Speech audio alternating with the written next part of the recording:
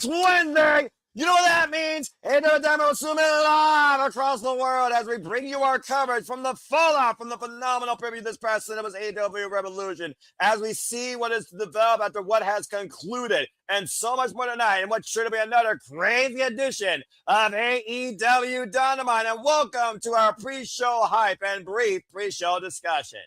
Hello, everybody, and welcome back here once again to the Super Reliable Studios. And of course, the most reliable member of our family here, Walter Cruz, is figuring out his device. But you know what this is. For I am the super man, the super brand, the voice of such figure involving professional wrestling. Damn it, my name is Noah Foster, and thank you all for tuning in. Please like, subscribe, comment, and tell a friend. If you want to think to the conversation, PayPal, pages, or super chats, as simple as that. Share this in all your feeds. Know we're also live, of course, all the time here amongst all of the fans here at the Super Studios. And, of course, with us as well is one half of the Canadian Connection, our friend Nick. Follow him at Nick BLeaf12 on the X. Has been an invaluable player for Potter Media interviews, brings insight discussions, and some food for thought, quite literally and figuratively.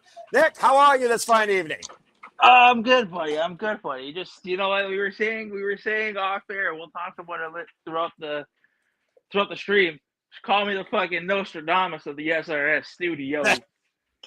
Hey, it might as well be Mr. Freaking Premonition, brought to fruition, if you will. And again, thank everybody that tuned in to our coverage this past Sunday for AEW Reveloution. Whether you're watching on MyEW, your local cable or pay-per-view satellite provider, or you're watching for HBO Max, we want to enjoy the conversation, reaction, and coverage. We know tonight we got a lot ahead already. It is no holds barred as Thomas Toy Storm goes 1-1 against Marina Shafir after Marina Shafir took a cheap shot and knocked the heck out of she was confronted by the baddest bitch on the planet, Rowdy Ronda Rousey. We also know we have a Coffin match thanks to Gabe Kidd being absolutely fuming from the outcome of that Tornado Trios match as Darbin goes one-on-one with Gabe Kidd in a Coffin match where tonight one of them might literally be pushing up daisies. And we also have the Bruv officially return to in-ring action as he takes on part and a half of the swirl in vanilla ice cream himself, Blake Christian. That and so much more to come tonight with the fallout from AEW Revolution here on AEW Dynamite from Fresno, California.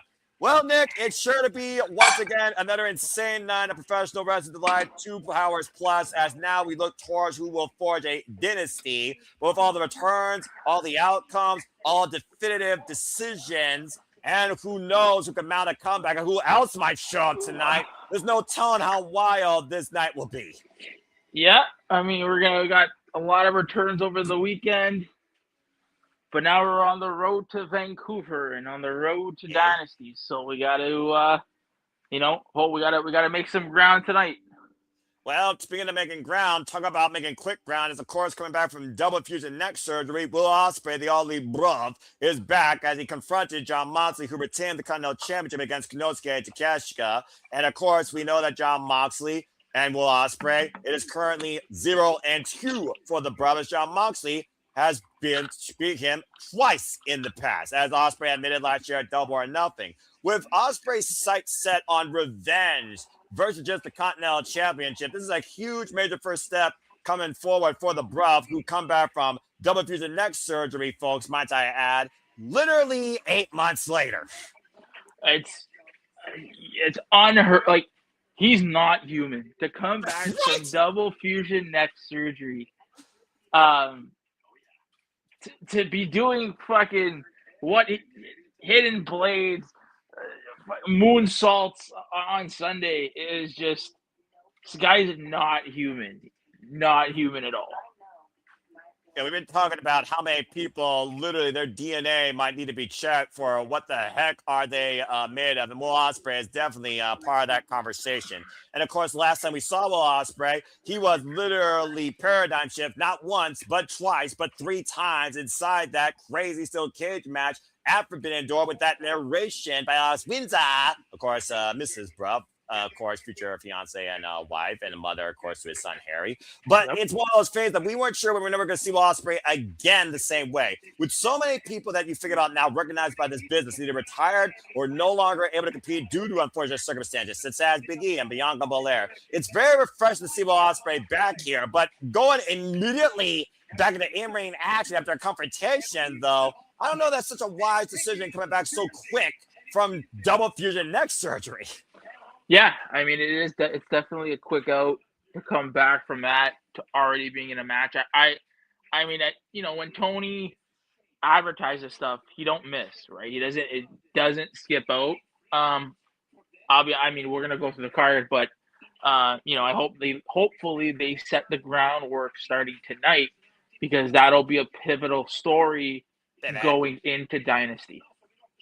Yes, and of course we know Dynasty right now at the forefront of that Forbidden Temple is literally a man that is buried, and you know it as he has officially removed one of his greatest obstacles, not his greatest obstacle here in AEW, as Hangman Page was hung after 100K KO, faced that Dynamite Diamond Ring, and MJF overcame Hangman Page in Texas Deathmatch, meaning now that Hangman Page can never, ever challenge, per his word, for the AEW Men's World Championship again. So we got this question at the press conference, and I do wonder if Hangman will even be conscious enough and willing enough tonight to give us an answer.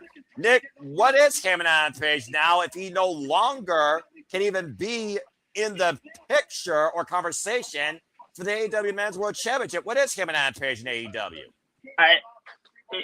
And you know what? To the people that say that AEW don't tell stories, this is a story that you're gonna have to watch. I think they had this. They have to have a plan. I do think Hangman will turn. I mean, again, this is a gentleman's agreement. There was nothing signed about this. Correct.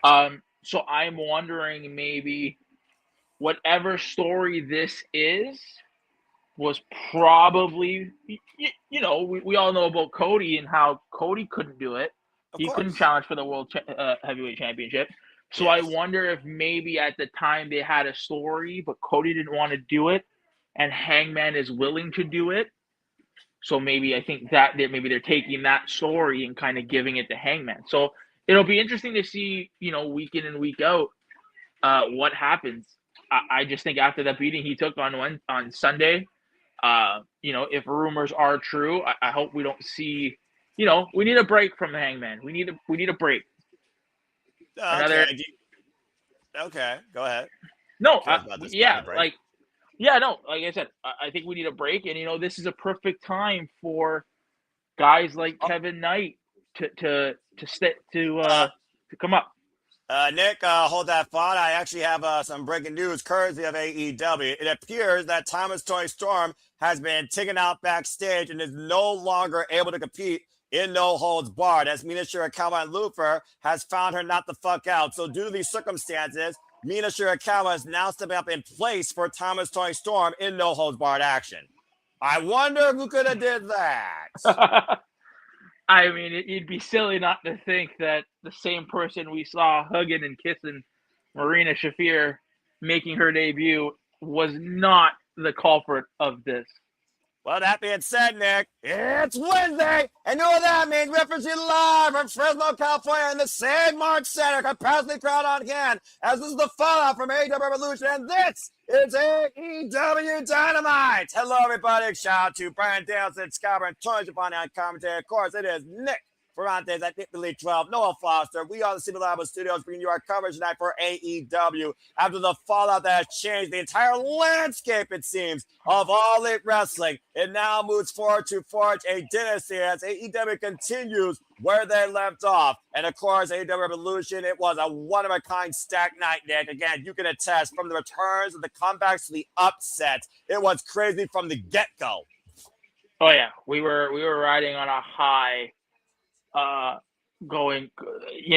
They really front loaded that show up with debuts and returns, and hopefully they continue this momentum, right?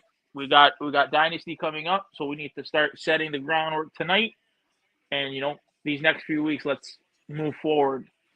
And exactly. And again, we know that tonight we are, of course, going to be reliably enjoying AEW. Speaking of reliably enjoying AEW, please welcome to the booth, Mr. Reliable, Walter Cruz. Walter, how are you? Go ahead and speak your mind. I'm doing well now. Can technology. It works. All right, make sure. Good to see Matt and Nathan, my friend Sandy, Darren G, and Charles Schultz also in the chat. And again, because of the implications of what we saw Sunday night, we thought it was fitting to cover the fallout. And boy, do we have some fallout. It's going to be Marina Shafir and no holds barred action. The All Elite Bruv has returned to AEW after double fusion neck surgery as Will Ospreay goes one-on-one with Blake Christian.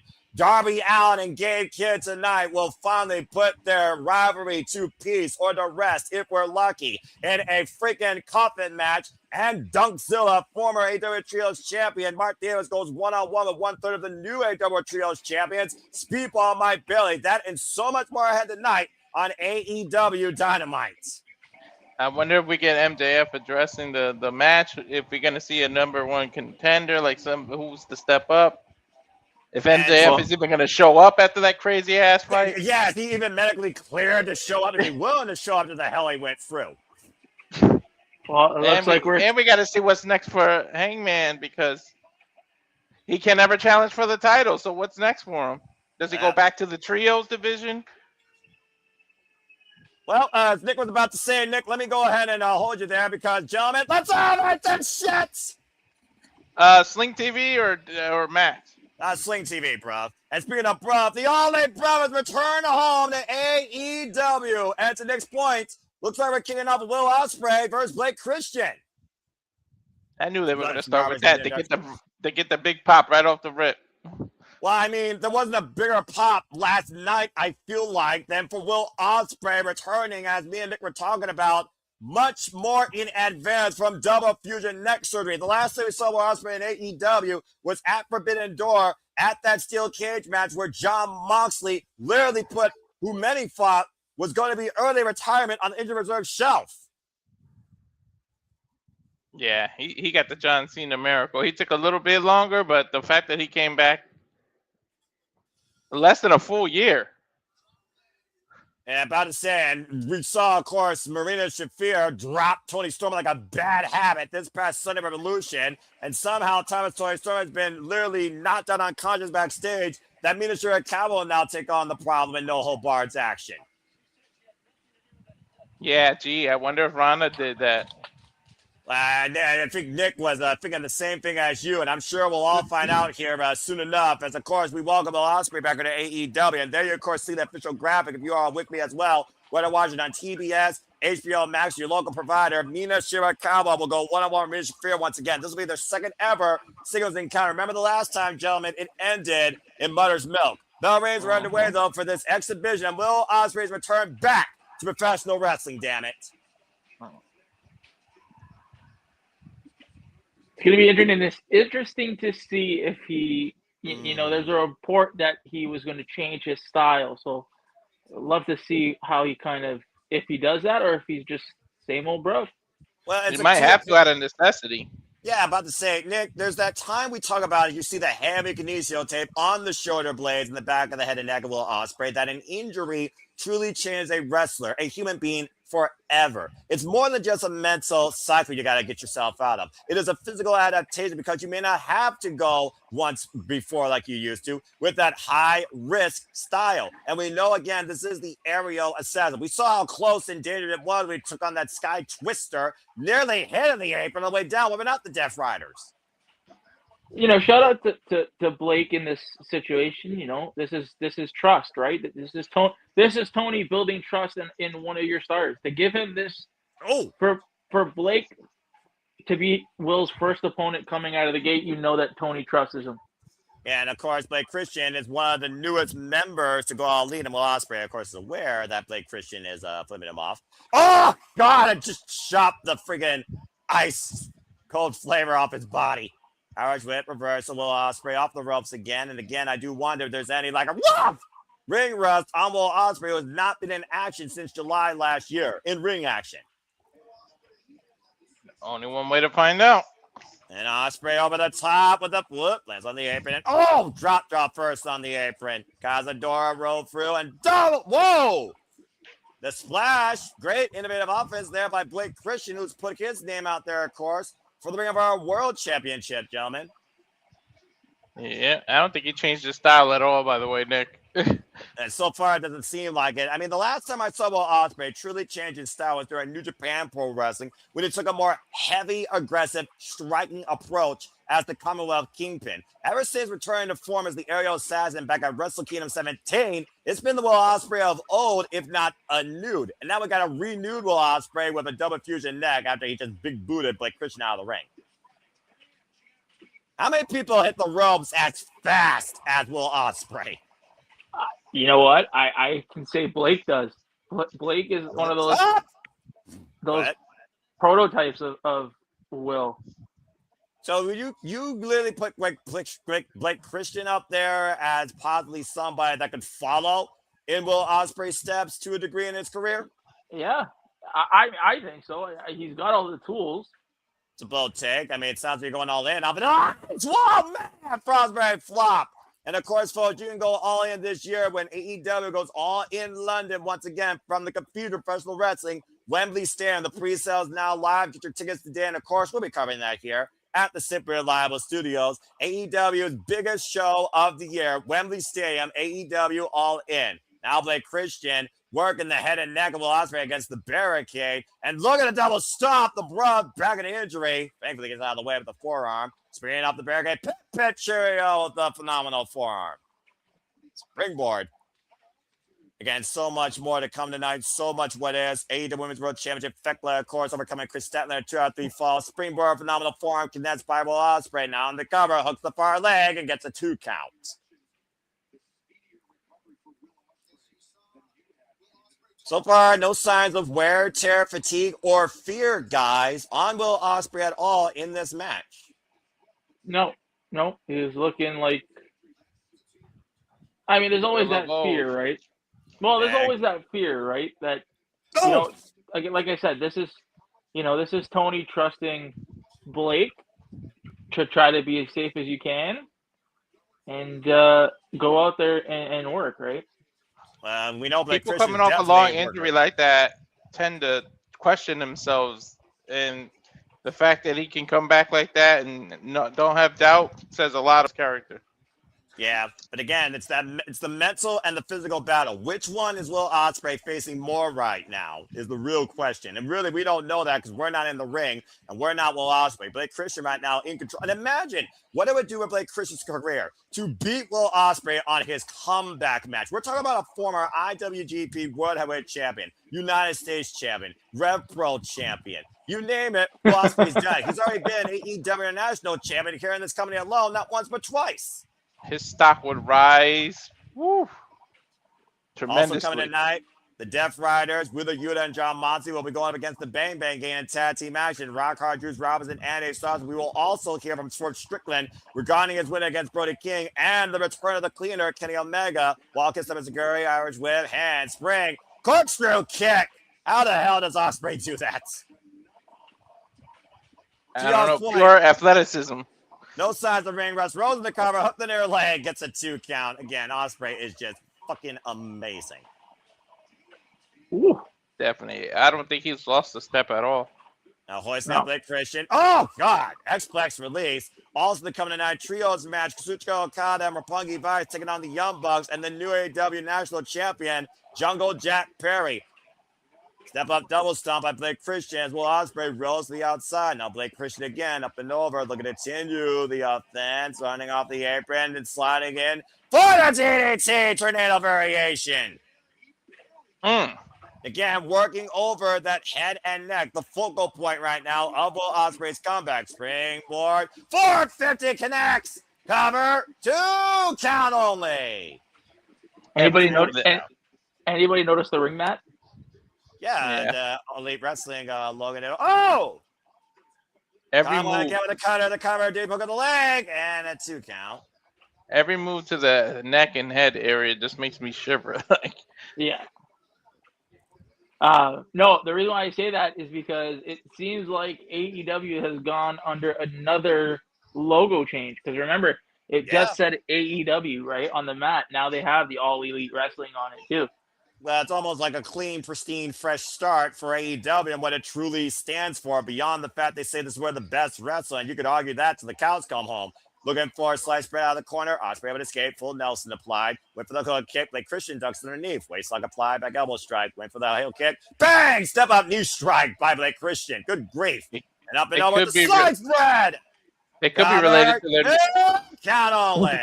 It could be related to their new streaming service. So they changed the logo of the. Well, I mean, again, if you want to learn what all that wrestling is about, you can subscribe to My AEW today and look at AEW and Ring of Honor content and literally look at All Elite Wrestling's beginning as a live stream every Dynamite in order. Now, Blake Christian looking to show Ospreay live what a hidden blade really looks like, mocking the bruv. Look at the sandbag. Oh, man, gets wiped out on the run-in. Good God. Jesus. Boom! Cover! 2! Will Ospreay fucking wins, and damn, it feels good to say that. It's the last time you got to say that.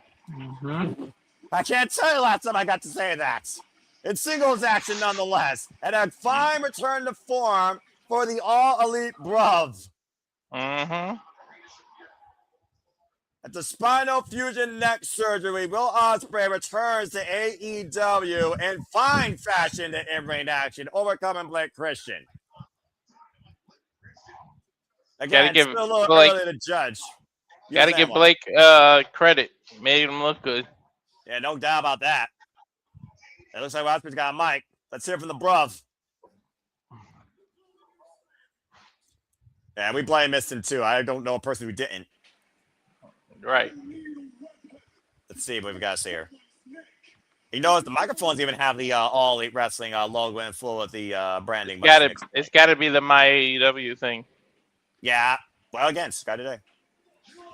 Moxley. Calling out John Moxley. John Moxley. That's a dangerous to go to if that's going to be your second opponent. The difference between him and you. The biggest difference.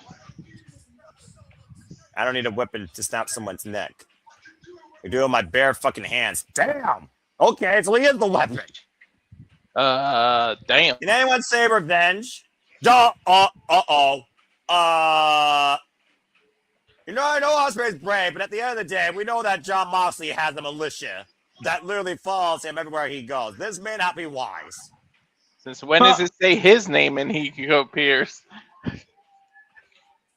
Nick, you were about to say something, I think, in conjunction with that. Yep.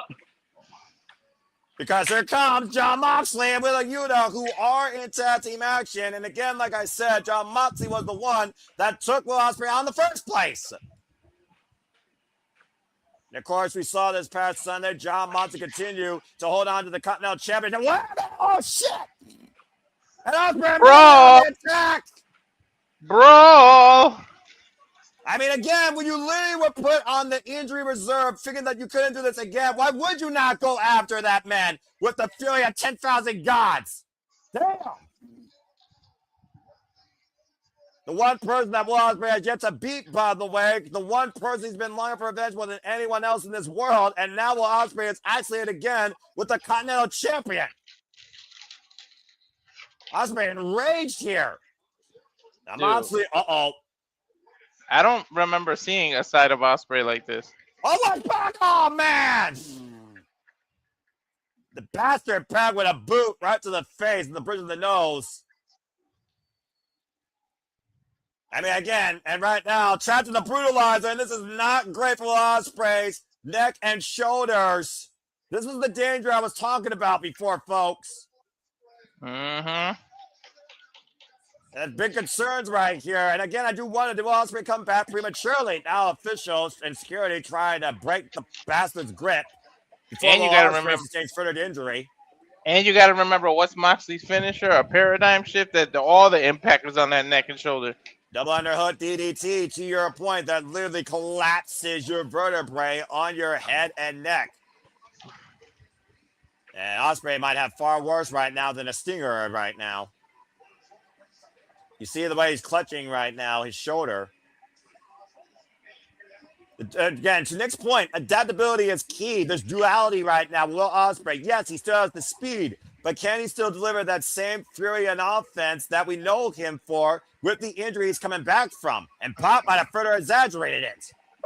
Hell yeah, Pac could in. Well, shots fired early. Meanwhile, guns up! Let's go ahead and move forward, folks, here with our card. Hopefully Will Ospreay's okay. Anyone want to guess we're going to get Will Ospreay versus Pac this Saturday on Collision, not next week on Dynamite? Go ahead. Most likely. No, I think we get on Dynamite. You think Dynamite? Nah, I think Collision so that he can get through each Death Rider. He's going to have a bunch of one-on-ones. And you were saying it ain't over. I'm about to say, don't count out Will Ospreay, apparently immediately jumping into the bastard's arms in his face. And right now, we're still brawling here. And again, Ospreay and Pop now going backstage. Nothing's going to stop Ospreay at this point from getting his hands on Jon Moxley eventually. Good grief. Let's try and restore some law and order here. All right, He's gonna have to go through all the. He's gonna have to go through all the Death Riders. That's why I say Pac and Collision next Dynamite. Maybe Willer Yuta, and then, or I would do Yuta on Collision and then Pac on Dynamite. But he's gonna have to get through each of them. That's a fair shoot, though. I don't see why we're doing. It seems like we've effectively moved on from Death Riders and Don Callis family. So it seems like we're now feuding Death Riders. Oh boy. And Bang Bang Gang. Right. Mm-hmm. Well, is it a feud, or at the end of the day, is this about one thing? Is it about Jon Moxley and Will Ospreay? Because you look at Jon Moxley right now, he's not a blessing which is happening. Not to mention, one of his few eliminators that he had outside his defenses, Nick, was against Ace Austin. And Ace came pretty darn close to the clock. My only thing is, why are we doing this now with the Riders and the Bang Bang Gang? So my only question now becomes is Jay ready to come back? Yeah, I'm about to say we've been questioning that for a long time. I would have had a heart attack if he came back on Revolution because it was too much. Well, right? I mean, do we see? This is starting that match. This is starting the show, right? Technically. Do we see Jay come back, and do we do, Jay and Will kind of going back and forth, see who's gonna get Moxley first? Do we get? Yeah, that's a fair shout because let's not forget when Jon Moxley first seized the AEW World Championship. It was Jay White who was also part of that conversation. Cover hook in the far leg by Juice gets a 2 count on Yuta. And again, we never got Jay White versus Jon Moxley for the AEW World Championship in singles action. And the Switchblade also owes a victory long in the past against Jon Moxley. In fact, Switchblade Jay White was one of Jon Moxley's first losses in his first Continental Classic. Yeah, right, imagine Will versus Jay at Dynamite at Dynasty for the right to challenge Jon Moxley. But I mean, again, what is Dynasty going to be defined by besides the AEW Men's World Championship and the AEW Women's World Championship? And speaking of which, we don't know what's next for Thekla on the Triangle of Madness. Is Chris Statlander completely out of the picture, or is Chris Statlander still on her mission to terminate Thekla and her accomplices? Still a whole lot more what ifs to come here at AEW Dynamite, and what's going to feel like, again, a pyramid in its own right. And this is the fallout from the freaking pyramid this past Sunday. Looking for the DDT. Juice Robinson, though, able to get leverage. Grabbing his leg inside Jon Moxley's, now going after the core here. And of course, Juice Robinson coming back from injury as well last year at All In, alongside his Bang Gang brethren, tag made to the inevitable Ace Austin. Again, we don't know any real clear direction right now. We don't even know when the Owen Hart Foundation tournament is going to shape out to be. And Dynasty can give us a preview of that. Still a lot more what is. We know Double or Nothing will be in New York this year for the first time ever. Taking down the knees. Kick to the top of the spine. Ace Austin again. So fluid. Former multiple-time SMG champion. Great approach here by notable Ace Austin. And with a Yuta, catch a rising knee strike up with the fireman's carry. Hey, look. Yuta's bald in case y'all don't know. Not just squatting. Oh! With the former Ring of Honor Pure champion. And John Moxley, like we talked about before, successful defense against the Alpha, Konosuke Takeshita at Reveloution with a frog red flop by Ace Austin, wiping the champion out. Incredible body control by Ace Austin. Oh man, a unit from behind drives to the steel ring steps. Never take your eyes off of Death Rider. Death Rider's Baymaker continues here as we go to restaurant quality Perazzle on picture. Fuck television. And shout out to the virtuoso beyond Perazzle, who will be defending the Ring of Honor Women's Pure Championship this coming Ring of Honor Thursday night against Billy Starks. We're going to take more than one arm this time. Again, stay tuned, folks. I'm still not used to the ball head, dude. Still not used to the ball head. Well, you better get used to it. Again, still to come tonight, folks. Dunk Silla Mart Davis goes one-on-one with 1/3 of the new AEW Trios champions, Speedball Mike Bailey. And again, Timeless Story Storm has been, ironically enough, taken out backstage. It will be Mina Shirakawa stepping up against the Primary Fair No Holds Barred. And Darby Allin and Gabe Kidd go one-on-one in a coffin match for the first time ever. This will be Darby Allin's 6th coffin match in his AEW career, and he's only lost one of them. It's gonna be nuts. And shout out to City by the Bay. Appreciate you always. Also giving some love to Walter. Again, subscribe today, folks. Rage of Wrestling, Walter Cruz. And again, follow our Canadian friend here, Nick at Nick Belief F12, Nick Belief 12, of course, on the X. A great, of course, partner here at the Simply Reliable Studios. And shout out to Polar Mania again in that end of San Antonio. Paul came on the X. Get your tickets today for that all-women's professional wrestling showcase to happen during WrestleMania week in Las Vegas. Also, the coming night trios action. Jungle Jack Prairie, the new AEW National Champion, alongside the Young Bucks, taking on Kazuchika Okada and Roppongi Vice. And right now, John Moxley, Lego, Paul Turner getting a 1 count here. I honestly wanted him to win that title on a one-on-one match. It's okay to win in a battle royal, but I think it would have meant more something, because Ricochet's always going to have that excuse that he was already at a disadvantage. Excuse or not, you lost the title, but I would have loved to seen that on even if it was just a Dynamite, not a pay-per-view, if he lost that title on a one-on-one match.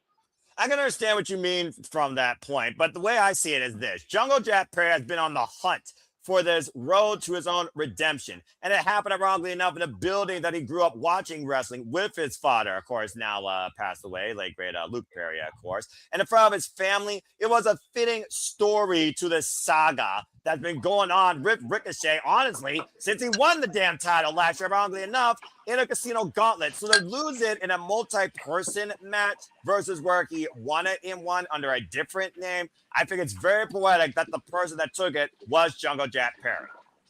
Yeah. It was his hometown. It was, but it was his hometown. But I mean, you've been teasing that one-on-one match for weeks. Oh man! To do it in a battle royal. Go ahead.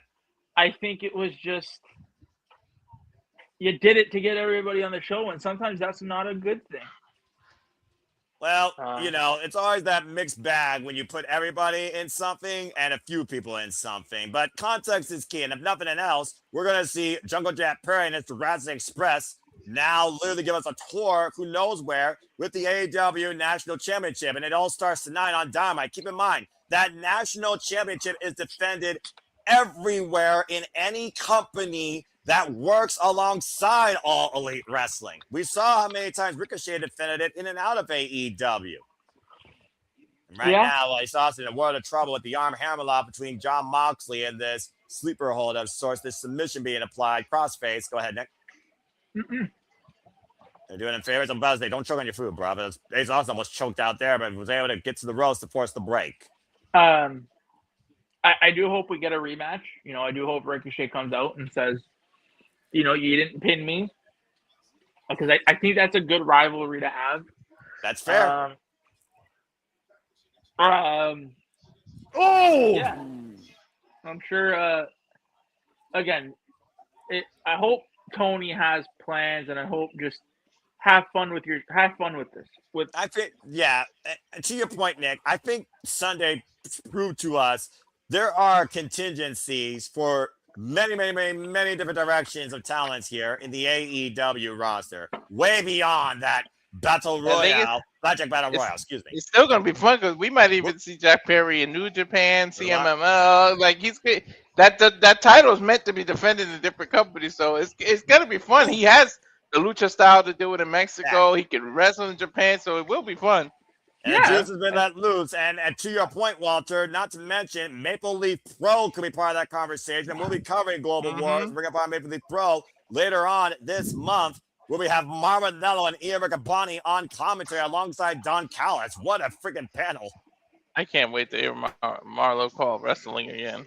You and me, but I watch Maple Leaf Pro Wrestling. He still has that same energy, as that bipolar rock and roller. Literally keeps on drumming and going. And he and Don Callis have a quite unique synergy, both Canadian as well. So, of course, that works there. Again, folks, you can watch Maple Leaf Pro Wrestling, of course, on Triller TV. That promotion is owned by former TNA president Scott Moore. Currently, the champion, of course, for the women is Joshelle Shaw, the quintessential diva. Dale Garcia, what the hell is he doing here? He's not involved in this match. Oh, wait a minute. Juice was on a roll. Oh, well, I guess the Bang Bang game able to neutralize the numbers for the time being. Big left hand by Juice. That is his father's son. I don't like Juice and Trunks. Okay, that's a random thought. A young boy probably. Oh, man. Big left hand again. Clock Yuta. And Juice hoisting up Yuta. Power bomb. High stack. Cover. 2. Kick out. I'm just jealous that Juice gets these Tony's husband. Yeah, by the way, can you still believe that, yes, folks, that is correct. Rock Hard, Juice Robinson, and Time of the Tony Storm are a couple. You would not think so from the paradigms with those two. And Ace Austin now to the top rope. Oh, caught the knee of Yuta. I think the back of his neck hit the knee pads. Tag. And John Moxley now legal. And that is horrible right there. Talking about again, Ospreay. And the wrist, of course, your head and neck against John Moxley. Nice evasive maneuver there by Ace Austin, escaping the rear naked choke. John Moxley torso first. And now the corner goes Ace with the rolling kick. Zaguri once again rocks John Moxley. And right now, Ace might be looking to show the hands in the sleeve. Looking for the ball. Oh, man, that's Psycho knee. Wow, interception by Wheeler Yuta. Yuta taken to the outside, but rebound. And Cody Crusher goes Juice. Juice Robinson right now neutralized, and with a Yuta wiping him out on the outside. Tope Suicida nearly had a horrible decision there. And John Moxley right now hooking up Ace Austin. Paradigm shift! Step Rider! 2, it's academic. John Moxley with the win. I still call it paradigm shift my damn self. Yeah, you might as well call that the same damn move. But Step Rider is more poetic because that move you go for a ride. You wish you didn't win on. And it's not the friggin' flight that hurts the landing. John Moxley with you to win this tag exhibition tonight. Again, to John Moxley, how will Ospreay at his sights? Doesn't matter what we call it. I call it a victory. That's what you need to call it. Yeah, call it what you want. I call it effective. Again, you almost wondered to Will Ospreay if he saw that. Did he look at, again, a ghost of his past? And Austin was spiked, too. And if that happens to Will Ospreay, you're just one move away from possibly re-injuring it or ending your career. So, I mean, at one point, always a risk. If Edge didn't get surgery, he could have become permanently handicapped. But again, like I said, there has not been a more definitive title that has defined John Moxley's mentality in pro wrestling than the Continental Championship. And right now, Will Ospreay might need to die if he wants to take that from John Moxley's grip. It could become a cup soon. Again, everything's going to boil over here tonight, including Gabe Kidd and Darby Allin's rivalry that might reach a point of no return. As again, Gabe Kidd said, this doesn't end until you're pushing up daisies. I'm afraid of this match. I really am. Well, considering who we're dealing with, and one is literally a cerebral mental case that once ended his life nearly, you very well might be supported in your suspension of disbelief of fear for both these men's well-being. The definition of living for the fight and living like every day is your last in this life. That is Darby Allin and Gabe Kidd, as one survived their own demons and the other one survived Mount Everest. Oh boy. Darby Allin was looking to move away from his past to go after the AEW Men's World Championship.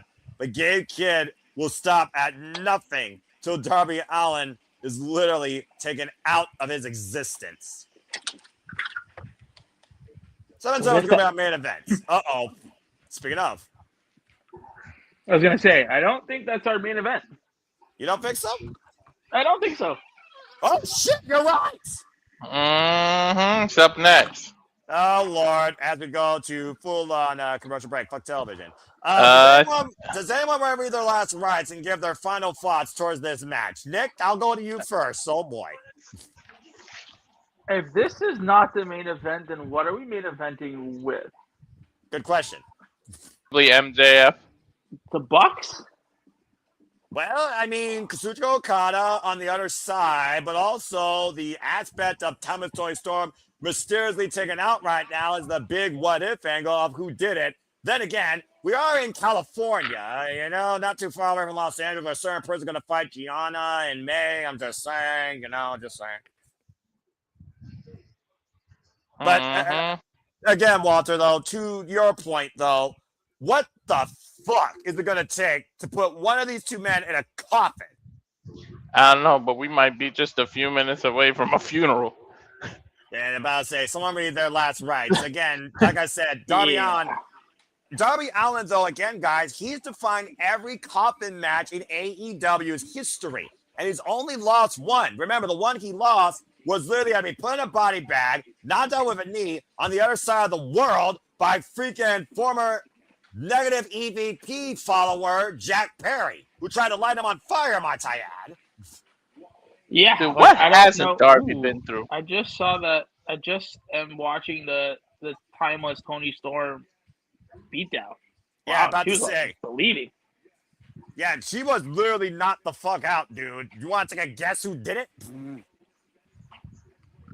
Yeah, I think we got. There's only one person I think would be. That's why that's probably the main event, because then Ronda Rousey's gonna pop up. We already saw, we know what they're going with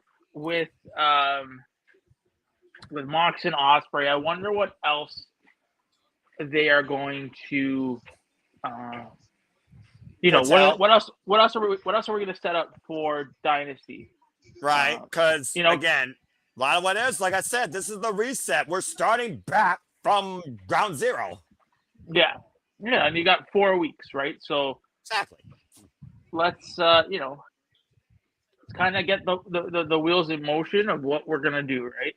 Well, to that point, Nick, you almost wonder if Dynasty is going to be a buffer for even something bigger, because Double or Nothing is literally the genesis of AEW's beginning. It is their foundation of their company's history. So I do wonder what Dynasty could foretell versus what could be crowned. Again, I think Dynasty is a lot more of a to be continued than Reveloution. Reveloution just lays the groundwork.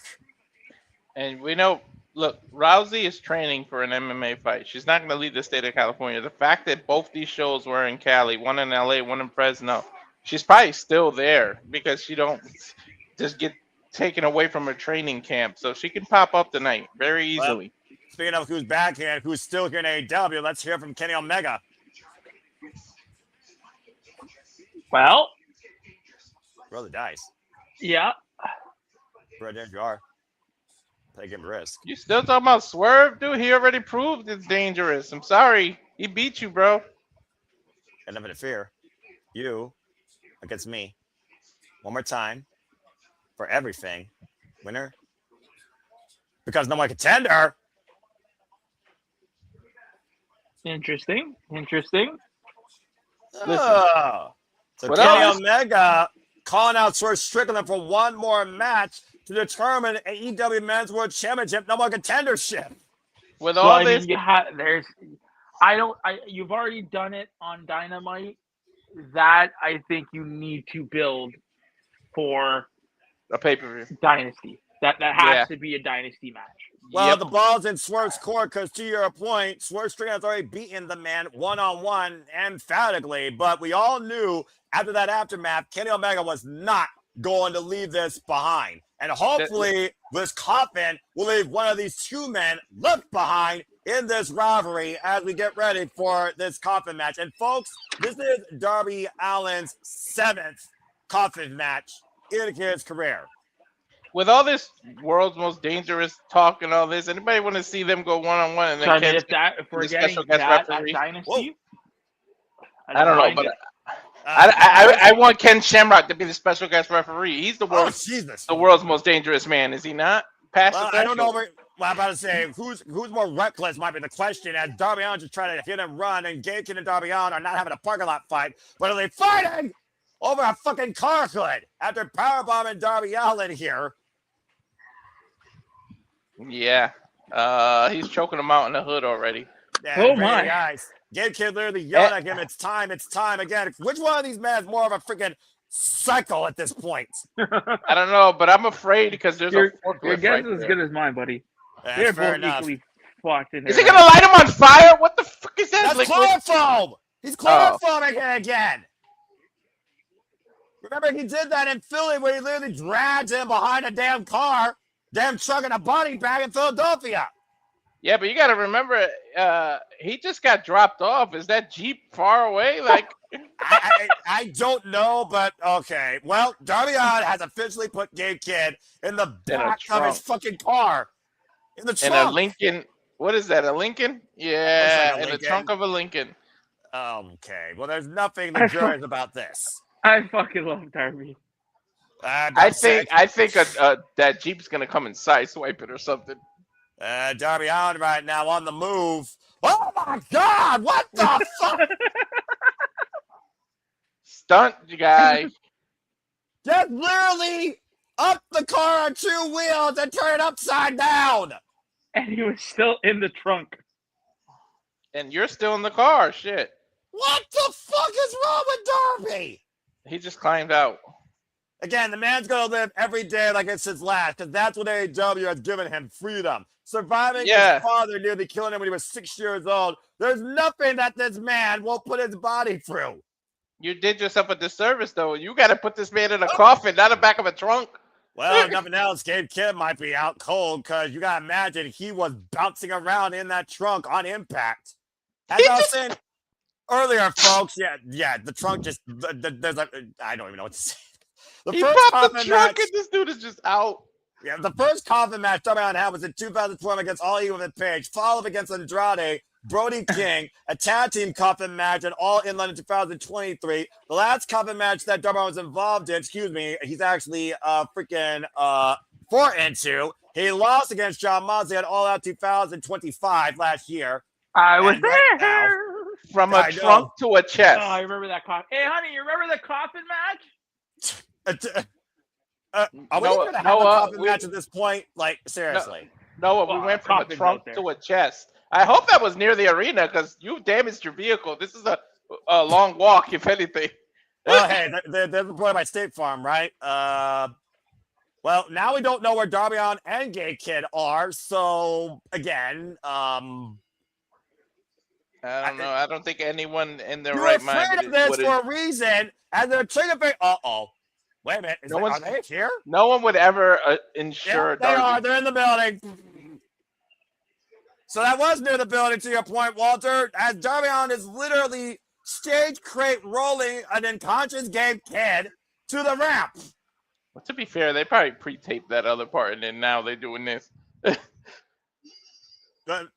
The Coffin match has officially begun. The bell has rung. For those that don't know, a Coffin match ends when you put your opponent inside the coffin and close the damn lid.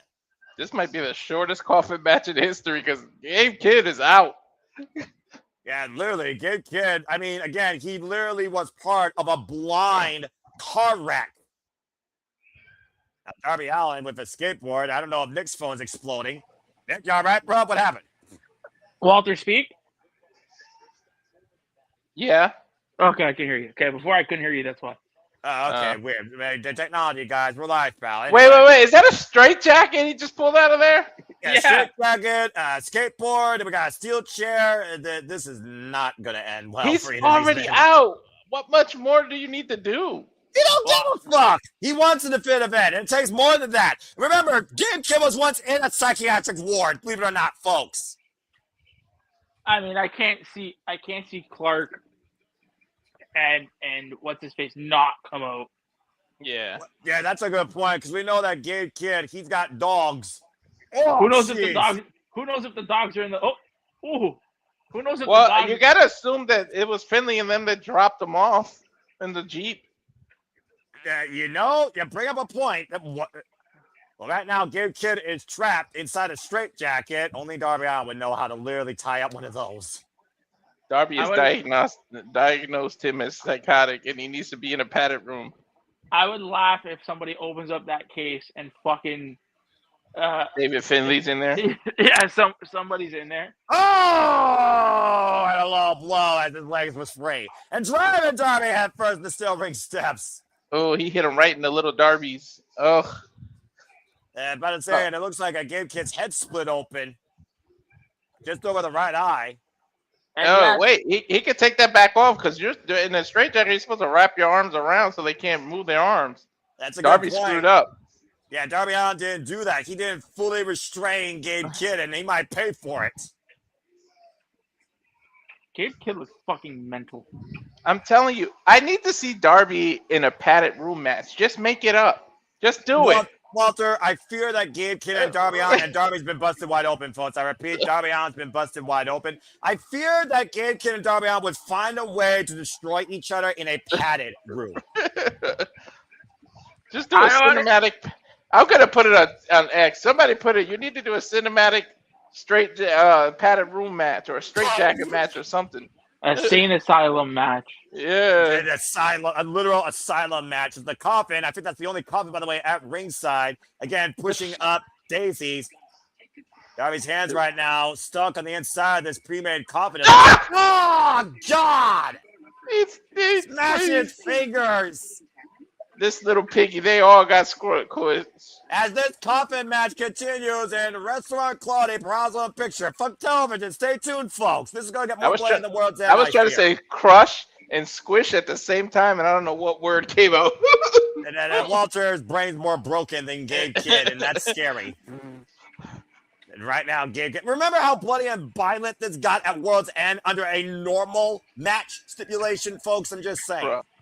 Sunday, we just came off a freaking Texas death match. And now, Wednesday, we got to deal with a Coffin match. What the hell? The two certified nutcases. But I do hope that at the end of this is over between them three. I think the dogs need to move on to the trios titles. And I think Darby needs to do something else.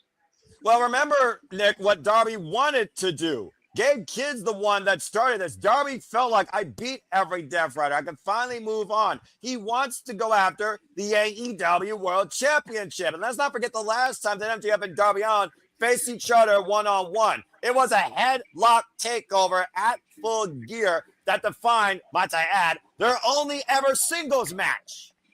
Darby was supposed to get a title match, but Moxley stole that opportunity away from him. Well, that was last year or 2 years ago. Yeah, 2 years ago. AEW All Out, like I said, you were there live, Nick. That was Darby Allin's last casket match, and he lost against John Moxley, faced the return of the Death Rider prop, but as we saw, he did not quit. Through glass and freaking drowning, Darby Allin survived and forced John Moxley to say, I quit. And John Moxley's never the same again. And Darby Allin was free. Yes, that was a great Coffin match.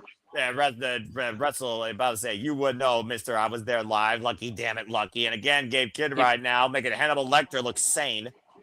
He brought Darby bad luck. The only time he lost was in front of and it's probably accurate. Think about the most deranged horror figures you ever heard of in cinema. And Gabe Kidd might be more certifiably insane than all of them that were acting it. Mm-hmm. Now, Gabe Kidd and Darby Allin up in the corner here. This dog's the definition of rabid. Gabe Kidd right now as we are back for AEW Dynamite, folks. Again, this is a Coffin match here between Darby Allin and Gabe Kidd. This is Darby Allin's seventh, Coffin match in his career. He is currently 4-2. That's He's a fighting bite him. on Gabe Kidd's head. Well, you shouldn't be surprised by that. Dude, he bit like a chunk out of him. You saw what he spit out? What the f? Yeah, about to say, this is Darby Allin we're talking about, and oh my gosh. Avalanche come! Dude, he just did a cold red from the... Yo, Gabe is so out of it, he can't even lay down. Look, he literally knocked him out standing up. No or kidding. sitting up. What Take a look at the replay. This crowd is mess. You hear this crowd is God. chanting, "We want tables." I mean, you know, we are masochistic. The only we thing are we're missing. sickles. We had enough wood with the freaking coffin. To be fair, that's the only coffin right now I see at ringside, and somehow has not been destroyed. What happens if that coffin can't be closed properly? And it looks like now Darby Allin has braced Gabe Kidd's arms. And Gabe Kidd, again, still trying to fight back and release They go them. for a scorpion death drop? I think that's exactly it. Scorpion death drop from Darby Allin, passed down from the icon himself to Darby Allin. Oh my God, he's still not trying to drag him to the coffin. What are you doing now? Let me remind you that both these men are recovering from what Darby Allin did prior to this match in a freaking car stunt. Is he doing a coffin drop off the rope or something? What is he doing? Well, he's doing nothing now after the referee was pushing the ropes and Darby Allin's base removed from underneath him. Second nut shot of the day. Now, Gabe Kidd somehow has Darby Allin up on the shoulders. Oh, running power slam. He did a running power slam with all With shoulders. no There hands. was no Yeah. arms. Yeah, again, tell me what Gabe Kidd's not capable of. I'll wait. Jumping against Aguri right now.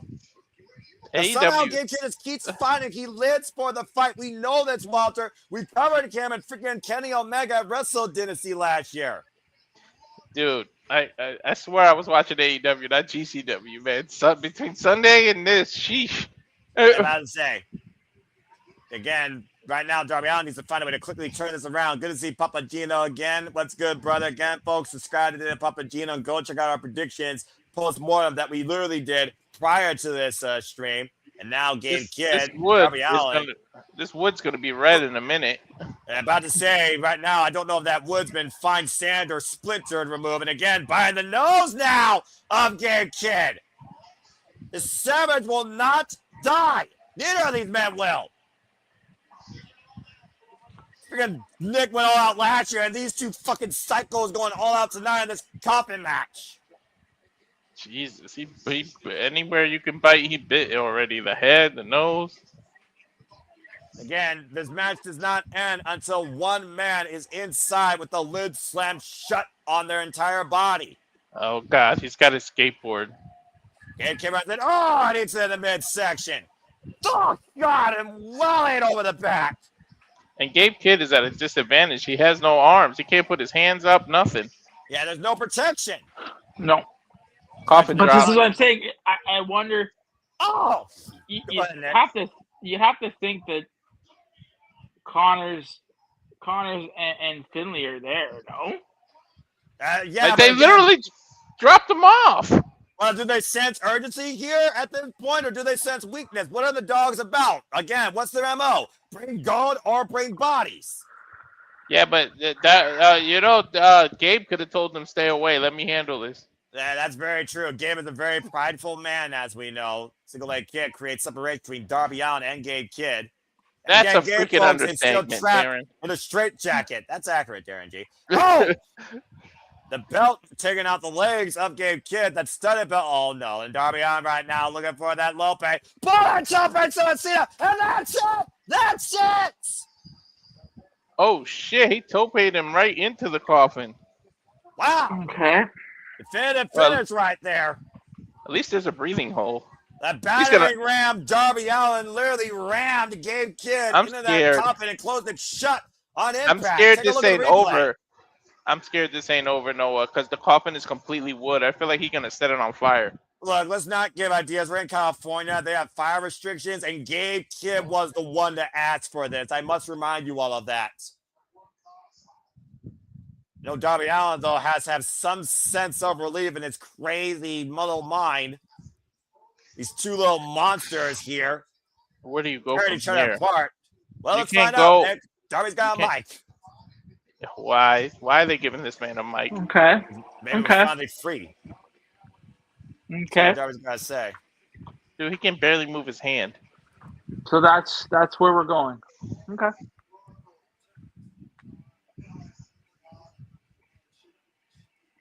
Now Until I see the God or the AEW championship, I won't stop. Oh, boy. Oh, he's calling out MJF. Mhm. Oh! Well, you answered your own Shit. question, Nick, and I even talked about it. Darby Allin said he is removed from his past and looks towards the future, and that future now has in his sights the AEW World Championship. Now, So- is this Darby's destiny? So Dynasty will revolve. If we're led to believe, Dynasty will be revolved around Max. Uh-oh. Hold on. Swerve is saying something. I'm about to say, he did call out Swerve Strickland, as we know. Swerve Strickland's already been called out by Kenny Omega. Again, we're going to hear from Swerve Strickland. He's going to give later him a tonight. counter offer. He said, how about this counter offer? But continue, Nick. Well, no, I'm saying you're pretty much. We've got Swerve and Omega, Ospreay, Mox, Darby, MJF. Yeah, okay. I'm about to say. But in the meantime, Luchasaurus, of course, who's still not medically clear to compete, as Jungle Japuri right now is preparing to hop aboard the Jurassic Express as we get ready for this trios match to come here. This wasn't even advertised, man. It couldn't get no graphics. That's all right, dude. It's AEW Dynamite. This type of stuff does happen sometimes. Oh, look, a squirrel. Squirrel! Luchasaurus like, oh, come on. The bus is waiting on you, buddy. All aboard. How fitting Jurassic Express have their own Jurassic Express to ride across the country. Oh, they went back into the old school bus. Not in Cali. There's no AC in them things. No, I ain't seeing the things. But you would know out there in California as they're driving down what's the 405 prior to Fresno. Mm-hmm. Oh, there it is. Finally pulling up to the building. Yeah, he could drive one-armed. Well, I mean, you know, what's a dinosaur can't do, especially when he has a master's degree. Dude, I'm mad that the stop sign is still on this school bus on the side. Oh, brother. Jeff Perry with his friend and New Gold. Talking about Reveloution picking up for him and his family. That's a good-looking title, dude. That's an homage to the NWA World Championship. Speaking of two guys, there's the Young Bucks showing the scars of battle from this past Sunday. They couldn't get the job done Sunday, but at least Perry did. I mean, hell, it was a hell of a battle, though, to clinch the series. Now FTR are 3-2 against the Young Bucks. Yeah, you're gonna have to wait. You're gonna have to face C-squared soon. Well, in the meantime, Jungle Jet Prairie and the Young Bucks prepare for trios action against Kazuchika Okada and Punky Vice. But coming up next, Spear My Bay versus Dunk Mart Davis after this commercial break. Fuck television. One-armed Lucha is still. I mean, Luchasaurus is still dangerous, dude. So let's just call it what we see, right? We couldn't see Gabe Kidd through that little hole, but do we really think Gabe Kidd is done with Darby Allin at this point? Do we really think this is over with? I mean, he did bullet him into the coffin, but it wasn't like, you know, pushing up daisies. He's gonna rise back from the dead and probably more freaking savage than ever, or rabid. I didn't know California gives driver licenses to dinosaurs, though. I guess anyone could drive in this bizarre country, especially in California. I feel like they. Go ahead, Nick. I feel like they need to. It's over. Let go their separate ways. Let Darby go after MJF. And let the dogs go after the trio titles. Yeah, I think we're done with it. Let it rest. In peace. In peace. Ah! He got me, I will tell you. I'll beat you to it.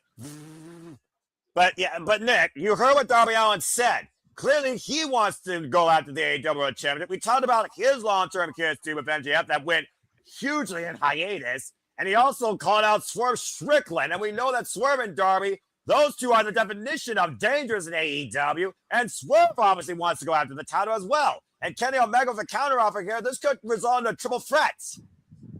Yep. I mean, Darby is still old from 2 years ago. He's old, this man. Moxley stole this from him.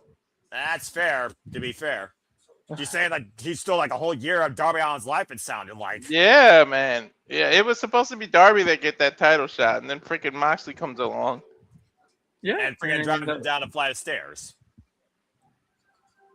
Well, it seems like Jon Moxley and Darby Allin are both finally going their separate ways. Jon Moxley has to worry about Will Ospreay, and Darby Allin right now wants to make sure that MJF is his top priority, but so does Swerve Strickland and Kenny Omega. Speaking of, what do we all feel about Kenny Omega's counteroffer here to run it back one more time? Nick, you were very defiant in saying that should be built up a little more. So now you got Kenny Omega, Swerve Strickland, and Darby Allin at the forefront of the AEW World Championship conversation. How do you think they should handle that? You gotta do Kenny and Swerve at Dynasty. That's Swerve's pay-per-view. I mean, to have that anywhere else but there, I think it's needed, right? Because again, usually when you build up your cards, you're really building it up around really 3 or 4 matches, and everything else is kind of centered around it. So right now, if we look at it, we have MJF and Darby, Will and Mox, and then Kenny Swerve as your kind of like 3 big matches. We're good. Give it to me. Well, let's go ahead and hear from the most dangerous man in AEW as Prince Nana is about to introduce Swerve Strickland. So maybe Swerve will give Kenny Omega an answer to his offer, and might also have something to say regarding counter. Swerve said he was going to give a counter offer. Man, this most dangerous stuff they've been talking. Like, I noticed Prince Nana hasn't even been doing the dance since they started this shit. It's all serious games here, man. We ain't playing around anymore. Swerve is here for one reason only, and that is to get back the AEW World Championship. Fortunately, I don't think somebody who's been champ before is going to dethrone MJF. It's time to get some new blood in there. It might be Darby. Well, Darby would be up first. Kyle Fletcher also, of course, has been confronted by MJF. Again, there is so many freaking names you can put in the conversation, and I still don't think we've seen all of them yet. Oh, boy. That's all you get out of me without super chat. As here comes the most dangerous man, self-proclaimed in all elite wrestling, the victorious Swerve Strickland, who beat Brody King. Well, this guy that came back from injury, of course, last year at Full Gear, set his sights on one thing and one thing only. Can you imagine that Ken Shamrock gets involved in this world's most dangerous storyline? Gives a freaking, 2 cents or so. Go ahead, Nick. I wonder what this the only thing that Kenny has that you could counter offer it would be his EVP title. Oh, I feel like the counter is going to be, how about you kiss my ass and get to the back of the line? I already beat you. I'm about to say, I mean, again, but Kenny Omega is still alive and kicking it. He stops for Strickland from injuring Brody King this past weekend. Again, though, we saw what Swerve was willing to do, though, to beat Kenny Omega and what Swerve needed to do to beat Brody King. So who knows what this man's willing to do to get to the AEW World Championship and remove any opposition from the equation, including Kenny Omega. Spotlight on Swerve Strickland here tonight. I'm going to get quiet. Let Noah do the translation. Well, I'll do my best with it, but this is one of the flaws with TV wrestling. Translating a promo. Again, Swerve, man, a few words. Oh, boy. Yeah, he's serious, though. He's been serious. Okay. Wasn't war. Talking about the war Brody King this past Sunday. He keeps talking about power. I think you're right about the DVP thing, Nick. True winners of war are the ones with power.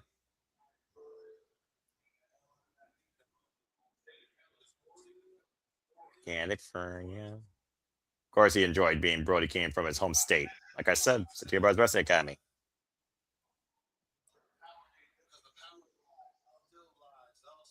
Probably still lies elsewhere.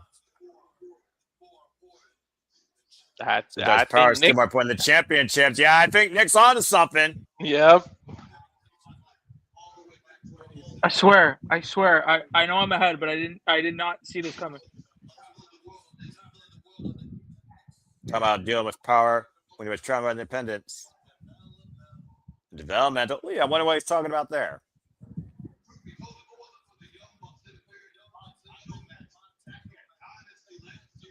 And to your point, Walter, last year at Dynasty, the Young Bucks interfered in Swerve Strickland's match, where he very well could have become a double world champion again. True.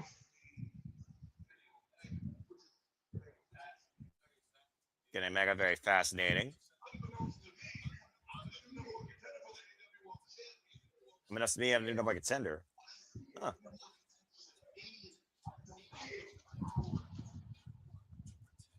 What did the number 2 be if does with the power to protect it?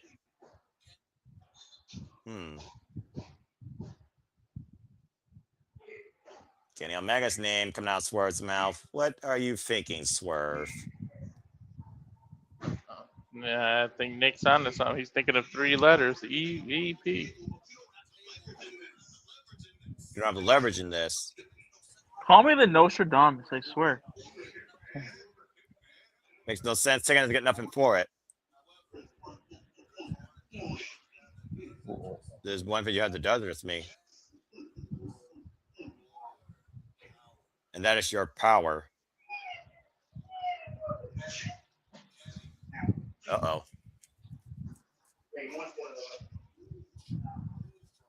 I don't want you removed from power. I want your power. What? I'm going to block on anybody else's face that can get it. Oh, boy. Want this rematch? I'm going to give you pink status! Make this very clear. When I beat you, I, for Strickland, whose house? Swerve's house. We're coming to AEW's new executive vice president. Oh, shit. A hostile takeover is on Swerve Strickland's mind, where his lust for gold might outweigh his drive for power. If Kenny Omega wants this rematch, he has to put his EVP status on the line. Yeah, and then if he wins, he's gonna give himself a title shot whenever he wants. Exactly, because he will have full power over it. Wait, that means they're gonna take it from Young Bucks too? But technically, yeah, because last year they took up the Young Bucks to go backstage on a paquette with Speedball Mike Billy, 1/3 of the new AEW Trios champions, now twice. But yeah, Nick, you're around the ball. He wants Kenny Omega's power for himself. I mean, you don't give that rematch if there's nothing on the line, and the only thing that Kenny has is that EVP status. No one man should have all that power. So that's a Swerve Strickland who wants all that power.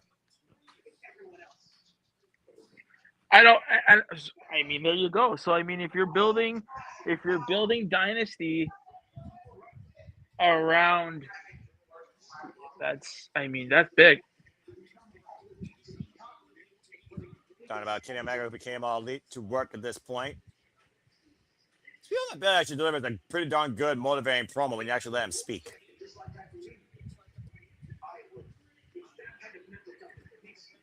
That mental toughness. Mental toughness, and I know a thing or two about that.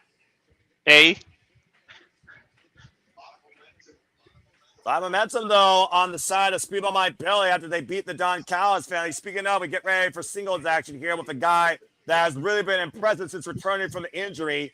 Dunkzilla Dangerous, Mart Davis, as we get ready for the singles division. But again, folks, be up to speed. Swerve Strickland wants Kenny Omega's power and wants to become his own EVP. If Kenny Omega wants that rematch, he wants full control over the World Championship picture. That's a dangerous combination for Swerve Strickland to have. Yep. I mean, most people say it's all about money, power, and respect. I'm sure Swerve already has the money. He's got people's respect. All he's missing is the power. Well, with power comes leverage. With leverage comes championships. With championships comes possession. Possession, 9/10 of the law. We'll find out if Kenny Omega accepts that counteroffer, and when that match will happen soon enough as we get ready to fight with Speedball Mike Bailey versus Mart Davis. This should be interesting. Dude, speed versus power is seriously coming up.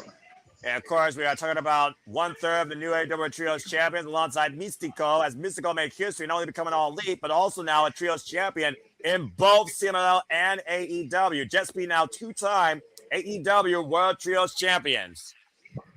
They still rocking the Mystico mask. Going back to that Swerve promo, Please. having that stipulation in there, again, it's stakes, right? And there's no better place for a match like that than at Dynasty. I mean, that's a smart move. Now, I mean, does Swerve win? Now, that's the question. Yeah, I'm about to say, we talked about before the aspect of everyone removed from power, except for Kenny Omega, who has had the most selfless nature with his power. What happens if Swerve Strickland seizes that and removes Kenny Omega altogether? We're going to get what the Young Bucks used to do when they were a few years ago with all the power. Yeah, well, I guess there's something more dangerous than a weapon in one man's hand if Swerve Strickland gets EVP behind his status. Again, more details to come later. And Speedball stepping outside, those sidestepping Mark Davis. Clear the speed advantage, pun intended, on Speedball. Go ahead, Nick. Oh. Now, a little side thing, and this makes you wonder: is this a way or an avenue for Hangman to come back and have that agreement be null and void? Like this, doing this match, it opens up a lot of questions of what you can do, and this is the thing that I kept talking about. I want Tony to have fun with this stuff, make this stuff engaging. That's engaging. Like that is a solid kind of stake to put on the line in that match. And Swerve Strickland has all the coup for that. Go ahead, Walter. There's multiple levels to it. Exactly. Yeah. It's more than just the championship at this point. It is literally controlling AEW. Speaking of AEW being in control, get ready for a slam dunk, not only Saturday, but Sunday with Slam Dunk Collision, as you will get AEW Collision on both Saturday and Sunday night following the NCAA tournament live coast to coast. Again, that's this Saturday and Sunday. Special start time following the NCAA tournament. Also, storyline wise, who knows if Tony even approves of this? Axe kick. Round kick by Speedball Mike Bailey. So proficient. Of course, black belt in Taekwondo. They can offer this all they want, but ultimately Tony Khan has to sign off. Is he willing to give to risk it and actually give Swerve that power? And to that point, how far do you take it? How far does Swerve get drunk on power? And do we finally get the storyline to where Tony gets ousted from power? I don't know. Remember a couple of years ago, what did the Young Bucks do to Tony? Change the world. They literally wiped him out on stage at Daly's place. Mm-hmm. Now Speedball on the corner. Triangle moonsault wiping out Mark Davis. The Rose will on his feet. This is layered, man. It can be. It definitely can be. I just hope, again, we know that we get great wrestling from AEW. We know that. Exactly. It's time, and people will probably criticize what I'm going to say, but we don't want to make this WWE light, but give us some captivating stories to where we're invested. That is a program that we can get invested in. Is what will how far does Swerve go with that? Does he get drunk off power? Right? Does he get drunk off power and maybe go for the snake's head? You know what I mean? Yeah, who snakes knows? in Maybe, his maybe in the storyline. future, he can give himself a title shot, but then Tony steps in and says, "If you win the title, you become the new champion. But if you lose this match, you got to give up the power." Like it can keep going. To be fair, MJF could also leverage that, and MJF is all about negotiations. And again, as I said, MJF, keyword MJF, has not faced Swerve Strickland yet one-on-one in AEW. Their only in-ring encounter was later the Fatal 4-Way at World's End when MJF got his world back, pinning Samoa Joe, the very man that took the world from him. And might I add, Samoa Joe is still out injured. And while you all keep going all in on this narrative of a power struggle and a lust for gold, again, AEW All In will be in London, August 3rd, 2026 at Wembley Stadium. Get your tickets today, folks. That Speedball was just powerbombed back first on the freaking apron by Dunkzilla Mart Davis. This match continues in restaurant quality, Perazzle on picture, fuck television. But I do love this aspect of a power struggle with the competitor versus being guided by the authority figure. And Kenny Omega was the one that asked for this. Swerve Strickland came with the counteroffer. Now it's a matter of deal or no deal in a bigger, more expensive choice made than any episode of Deal or No Deal history. Mm-hmm. You know, and that decision you can build over weeks of television, right? But we'll see if Kenny Omega responds tonight or next week. Again, still to come tonight. We know we got trios out, and you did see the Young Bucks earlier. Young Bucks, Jungle Draft Prayer, the new AEW National Champion, go up against Roppongi Vice, and of course the AEW National Champion, Kazuchika Okada. Of course, Okada still a champion in the Don Callis family, while Konosuke is not. Kyle Fletcher, of course, still TNT champion. Not to mention, Toni Storm has been taken out, which means Marina Shafir now has no holds barred action against Mina Shirakawa. That's still to come tonight and more on Dynamite. We are back here at our program. And I think we're not even, well, I guess what I just realized, we are in the second hour. Damn, how time flies. Yeah, look at the replay here, guys. Watch the Speedball lands. Time flies when you put on quality television. You don't think about how long the show is. I mean, to be fair, that applies to pay-per-views as well. And I think Speedball wished that this match had a little bit more speed to it after his back got concaved on the apron. Again, Dunkzilla, Mart Davis. Can we talk about how much of a destructive asset he's been for the Don Callis fans since coming back from injury? He is ridiculous. Mm-hmm. Dangerous on his tights and quite verbatim. And right now, He would have been very dangerous to the tag division if his partner didn't get hurt. If Jake Doyle didn't separate his shoulder, I think that was what it was. Separate his shoulder. That's exactly right. To Jake Doyle again, get well soon. Jake Doyle, Penelope Ford, Samoa Joe, and Bobby Lashley. I wish them all the best to get well soon, as well as Buddy Mathis again. Speedball trying to break the grip, of Mart Davis. One hand freed from the turnbuckle and now hoisting up Dunkzilla. And Speedball the Cell Powerball cover. Two count only. Bobby Lashley's got to be close to being cleared Oh, soon. come on. And in a couple of weeks, there's a Minnesota freaking Dynamite. And you know, we know the roots of Shelton Benjamin in Minnesota. Oh! Shooting star Prince 2-0. David's able to kick out. And we know business is going to pick up also for the Hurt Syndicate here. It's just a matter of what the next business plan is. Uh-oh. And wait a minute. Tony Khan is giving us some breaking news. He's made it official. It will be Swerve versus Kenny 2. No one contendership versus EVP status next week live on Dynamite. Oh, there's your answer, Nick. And I don't like that. Look at the state. I told you. Look at the city they're in. At St. Paul, Minnesota. It's a very fair point. And of course, folks, stay tuned for that next week on Dynamite. These two men are having a firefight here, and it's not over hockey. Don't still everybody people off the ropes. Oh, time adventure! What does the state have to do with it? What do you mean? Because I was talking about Hurt Syndicate coming back. Bobby Lashley being cleared because you got to start having trio contenders. Again, Speedball Mike Billy scouting Mart Davis clearly from this past Sunday after this firefight exchange. And why Mart Davis got the better of the exchange, Speedball caught him at that spinning back heel kick and clocked him. Both men down for the moment. Damn, man. I don't know. They booked that kind of super soon. Well, again, Nick did say you only got 4 weeks, so maybe the first week, again, this is the fallout. The next week, you have the match. The following week, you hear from the winner, you hear from the loser. And then the week of the pay-per-view, how do you go home into it? And also, again, this is implications on Maxwell Jacob. Oh, Jesus. Maxwell Jacob Freeman's AEW World Championship. And we don't even know the champion's in the building yet or is going to speak. And at some point, we're going to have to hear MJF because at the end of the day, Omega, Swerve, and Darby Allin have all set their sights, as of right now, on the AEW Men's World Championship. Swerve could very well insert himself if he wins the power. He could make the Dynasty match and insert himself in Dynasty. Exactly. And Kenny Omega and Darby Allin cover up the crucifix bomb kick out at 2. That was almost like a Razor's. Hey, he kind of let go of the bomb. No kidding.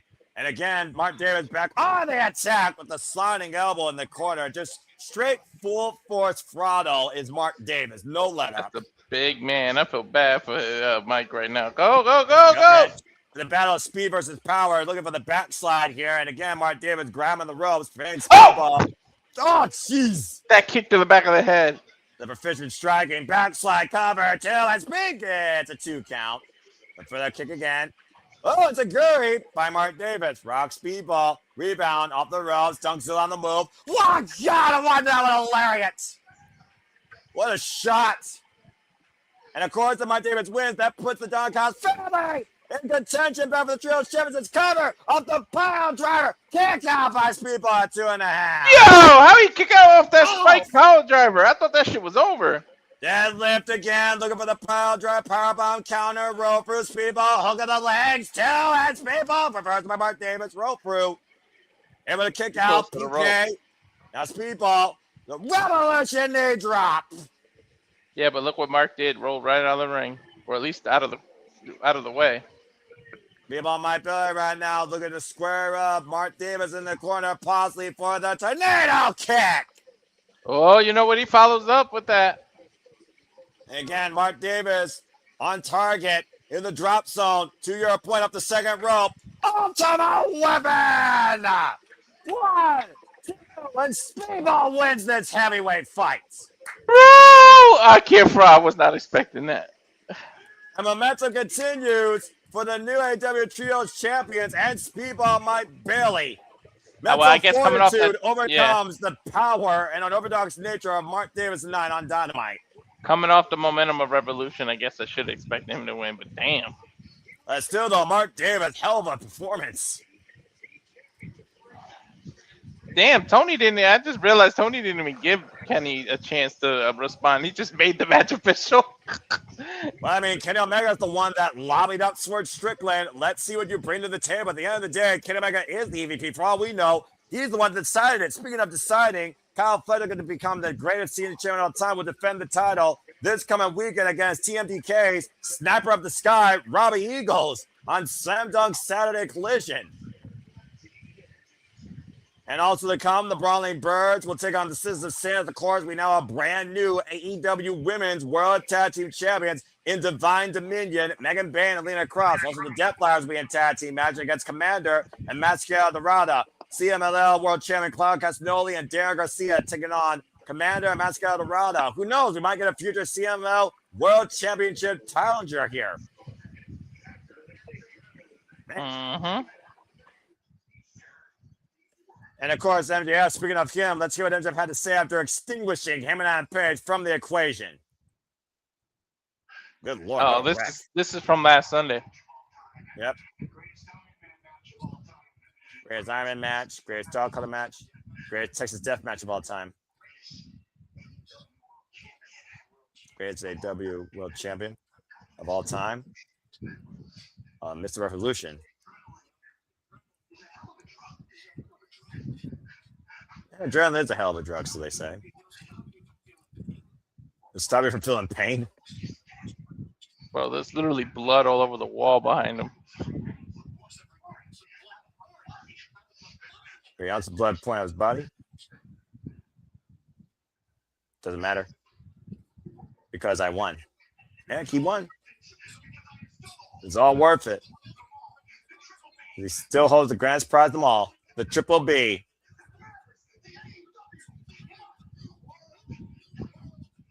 That's a beautiful championship. I'm still saying that. Happy birthday to him. What a birthday gift. Gotta wonder what's next for him, man. He's got to pay close attention to this Kenny Omega and Swerve.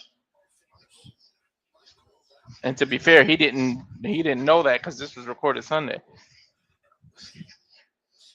We had a schedule. And for man, right? Biggest one of all was Hangman. His ass is off the board, Chief. As he's got 20 more years to go. Same for the next 20 years. Him will be right where he belongs.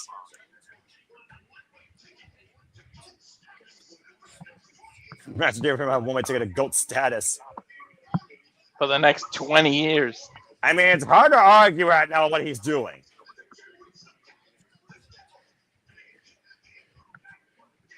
Big Hebrew, the devil, Maxwell freaking Freeman, MJF. Talk about being full of yourself. Hey, man, he's better than you, and he knows it. Hard to argue with a man when he's proven himself, right? Yep. You can't argue with him. Yeah, let's see what he's got next. What's he gonna do now? What are you gonna do next? Going to Disney World. How did I know that? I really hate you sometimes with how right you are. Coming up next, Mina Shirakawa versus Marina Shafir in No Holds Barred. Fuck television. Everybody who has the title says that shit. That's why. I ain't spending my money on that. That being said, well, again, Dunkzilla, great exhibition, I would say, if nothing else, but Speedball right now, flying high and proud as Trios champion once again. Renewed confidence, renewed momentum. To be fair, that match was in Cali. You should have went to Disneyland. You're already right there. I mean, get the hell out of California. He's like East Side boy. I'm just saying. Oh. And Sandy here giving some thoughts. One Ken Omega to beat Sword Strickland cannot lose all EVPs because his ego of not just accepting a win over Omega just a few weeks ago. So Sandy with a hot take there. Talking about Swerve's ego. Again, freaking about post-match assault. I think she meant wouldn't it be that Kenny has an ego because he couldn't accept the loss? No, I think Swerve, because again, we're talking about Swerve wins. What if Swerve loses? They will be 1-1. Nick, you're talking about how they're pushing this too fast. What if Omega wins? Just saying. AEW has taught us a lot this past Sunday.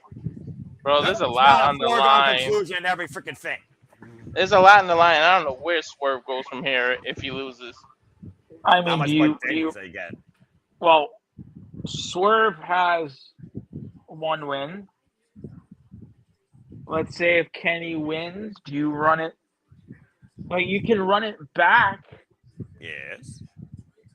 But you for can what? run it back at Dynasty, but at that point, what does Kenny give? This doesn't make any sense. Like, what makes sense in hindsight, to be fair, but it's a matter of execution, Nick. I do see though what you're saying, though. Continue. Listen, I will judge. The next 4 weeks is leading up to Dynasty. After Dynasty, we can judge how we got there. Exactly. Like I said, the next real big show, let's be honest here, because AEW does still have the original Big Four. You kicked off a Revolution. You're going forward with Double or Nothing.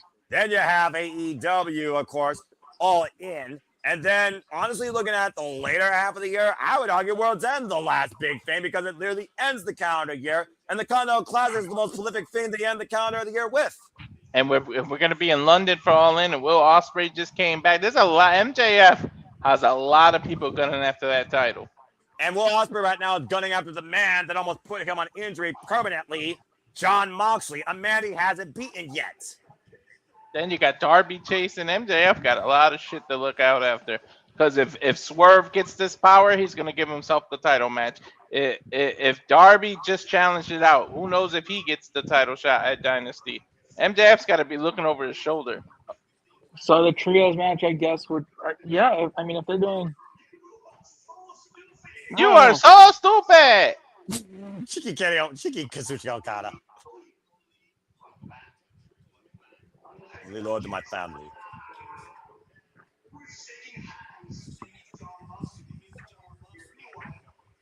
Let's go second John Moxley. This is really poetic because we're literally looking at former chaos here. Just putting that out there. For that familia. The freaking living thumb of the business, Don Callis. Beach. But Big Time Trios match to the come tonight, but coming up next, can Mina Shirakawa solve the problem? Round Hell 2, it's no. Mina versus Shafir. Oh boy. And it's no I don't- holds barred. I don't think any mathematician can solve this problem. It's a fair point, honestly. You called her the most dangerous woman in AEW, honestly. And we already heard what Mina Shafir said against Thomas Toni Storm. I retaliate and I mutilate. To think, when Thomas Toni Storm was just regular Toni Storm, she gave Marina Shafir sound advice. Do things your way and don't let people tell you how to do things differently. And Shafir followed that advice. But as we saw earlier tonight, for some weird reason, as Luther speaks Lutherese, Oh my Jesus God. Christ! Thomas Toni Storm literally was bludgeoned. The amount of blood, and I guarantee that was Rousey. Shafir saying, "Now you're done business." Will you stop that? I'm shocked they let her talk. Marina Shafir has been very vocal as of late, and it goes back to Shafir's newfound confidence in her own abilities and who she is as a competitor and the lieutenant for the Death Riders. Let's not forget, this is John Moxley's lieutenant. Not only does she train with them, she trains them. And like I said, Everybody love Mina! well, Yo, we it's all know gonna that we're too. gonna have to stick to the last names because Mina and Marina is gonna be too much. The Mina Marina, the Mina and the Marina, the Mina and the Marina, the Mina and the Marina, the Mina and the Marina, the Mina and the Marina. Marina, Anyway, Mina, Marina, I Mother's broke Milk. Walter. Try to say Whoa. that. Oh, wait a minute. Mina, with a barbed wire baseball bat. This is no holds barred. I almost forgot that this could get violent. And lovely Mina violent. I don't know if I want to see Mina mutilated. But, I mean, again, figure that Marina Shafir was responsible for what happened. You can't argue with Mina's emotions here in this moment. Damn, Mina, you should have saved that gear for All In. That looked like some England stuff. I'm about to say, I mean, you could also, of course, come out for a great win against Zeta Steel on Ring of Honor. I got mixed feelings about this match, seriously. I'm scared. Well, bell rings are underway. Referee Mike pulls it for this contest. Again, Marina Shafir does not fear a weapon. She is a walking weapon. Ooh. Aye, right to the thigh. Well, she is wearing cargo pants, but that helps. And again, oh gosh. And Shafir now trapping the arm of Mina and bringing that judo background into play. Scoop slam by the former MMA fighter. I don't think Mina cares about weapons and stuff either. She comes from the world of Japan. They don't give a shit. Well, that's fair. No, You don't want to give Marina Shafir a weapon, though. Nice drop kick to the left knee of Shafir. And Mina with the running knee strike. Finding on behalf of her timeless love bomb that was literally bludgeoned as the blood spilled on the floor. I don't know how smart this is, Mina. Now you see Shafir's face smiling and grinding. It's almost like Shafir welcomes this punishment, humors it. I think, honestly, Shafir laughs more at Mina than she does at Toni, but I think she also respects Mina more as a competitor. Remember the last time she asked her to do better, and Mina put up a hell of a fight in the Hammerstein Ballroom. Do you want to get in a kicking contest with Shafir, though? To your point, that's probably not the smartest strategy, but also, this is not a regular match. It's no holds barred. Is that that champagne dear stuff? God, no. Mina, no! Well, we transport to Thailand. It's gonna be This that is a broken glass freaking thing. woman that once asked for a Taipei death match. This is what this is. Taipei, she's gonna break those glass Oh, God. Mina, why? because Mina don't give a shit. That's accurate. I mean, when you're at Thomas Toy Storm, you lose your damn mind. Champagne bottle in hand. Oh, and it's okay. Takes the bottle out of Mina's hands. Think about it. You gotta. Stuff! If you're fighting this kind of match against a Right. woman as dangerous as Shafir, you gotta go to lengths you normally wouldn't. I suppose that's true. Of course, Mina was not in action on Sunday. Marina Shafir was, and it took literally biting the bee for Thomas Toy Storm to trap her in the biggest package, falling by a headbutt. A toe kick right now to Mina. I almost wonder if Shafir, though, is just mocking Thomas Toy Storm at this point now. Judo throw! Well, I'm about to say, not going to be the only one here. Judo throw! Right up your alley, Walter, and stay tuned, folks. Walter Cruz does call MMA and the super fight with Gia and, of course, Ronda Rousey in May. 3 These two battle times. 1-on-1. Oh, taking a page out of Okada's book, huh? Beach. As this match continues in Perazo, picture-in-picture, stay tuned. Fuck television. Does Mina have a solution to the problem? I think Shafir said fuck something else to the crowd. I mean, to be fair, it's zero fucks given when you're Marina Shafir. At the end of the day, there's only one thing on her mind, and that's combat and discipline, self-discipline more than anything else. And that is the Death Rider mentality. There's a reason why Jon Moxley put Marina Shafir in such a unique regard versus anyone else in only his Death Riders, but on the AEW roster. No one strikes like Shafir. No one wrestles like Shafir. No one trains like Shafir. She's her literal own mold. It doesn't give a fuck what you think about it. Oh my god. How do you make the most dangerous person already dangerous? Give her a fucking weapon. Look at this. I mean, this was the woman that would have took big pressure from Swords Strickland. Enough said. And then you got thoughts about this. Forget about the Ronda Rousey. And the thing, maybe it is Ronda Rousey. Yeah, we don't know, but that was like something out of a horror movie when we heard Mina and Renee freaking screaming and immediately cut. Do you really think it was Ronda that did that? Had to have been Ronda. Had to have been Ronda. It couldn't have been anybody else. I mean, that's what you're kind of you're building to, right?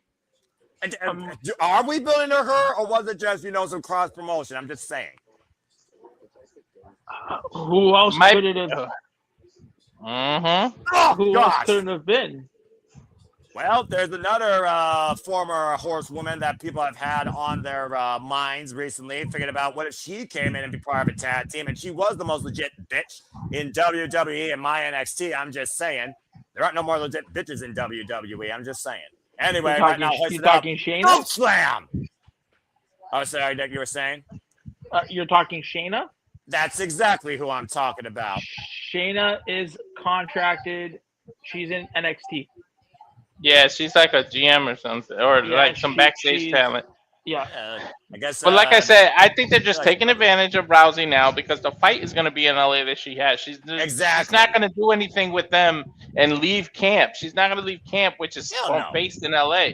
So because they're in Fresno, that's not too far from LA. They can still do this, but then she's not going to continue until after that other fight. It does make me wonder, though, to your point, Walter, the next time they do have a residency, even for just a week in California, do we get the revenge of the timeless one against Ronda Rousey? And it indeed was her. And it sounds like it's saying have something long-term and a whole different type of timeless fight. When's the fight? May 16th. And Tony Khan was invited to it. Again, Shafir likes drinking the bubbly. And Shafir, you said May when? May 16th, and Shafir is walking Rousey out. Oh, been a spit take to Mina Shirakawa. When's Double or Nothing? That would be towards the end of it. Oh, after the fight. Trying to fight for a fallen friend. Bubbly going everywhere. Good grief. A little bit of the bubbly. And Mina back on the attack here. Mina knows how to drink and how to fight. If people have watched her in Stardom like I have, I'm just saying. Mina with a chair. Mina with a weapon just sounds weird in context.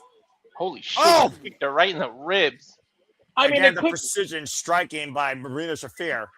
Now it's with reversal. You were saying, Walter, up and around. Oh, taking down a DDT on the chair. That was Nick. It could realistically, it could also be Tekla, right? Because Toni did say that after that match, she was coming after Tekla. So it could have been Tekla. I mean, that's a good point because, like I said, she did call out the AEW Women's World Championship after overcoming the problem. To be fair, I don't think Tekla's even done with Statlander yet. That's also a fair point. I don't like that. If we don't hear the fact that we're not hearing from Tekla tonight, I don't like that. Well, you gotta consider we know the Sisters of Sin will be in action this Saturday on Collision. Oh, and there's only so much you can fit in 2.5 hours. The hell was that? Like a neck twister onto the chair. Cover 2, and I don't think Mina got all of it. 2.5. By Mina Shirakawa. Again, we talked about how resilient Marina Shafir has been here in AEW versus how much she retaliates. Well, you won't be badass if you weren't resilient. And right now, looking to step forward for the figure for leg lock, pushed off the ropes. Again, Mina knows she has to avoid that mother's milk. That is what literally capacitated her not once, but twice. She might dive right into mother's milk. Good point. Tornado, cross-body. Oh! What did I tell you? Again, shoved to the clutches of the problem. And there's no holds barred. Yeah, but she used the That's all ropes the way as out. leverage to get out. I think she clawed her eye out. Yeah, it's really what she did. Desperate means, and again, they're all legal. Oh. When Shafir lays down like that, she's ready to snack you into mother's milk. I knew that's what that was going to be. Like a Venus flytrap, just trapping her in her clutches. Exactly.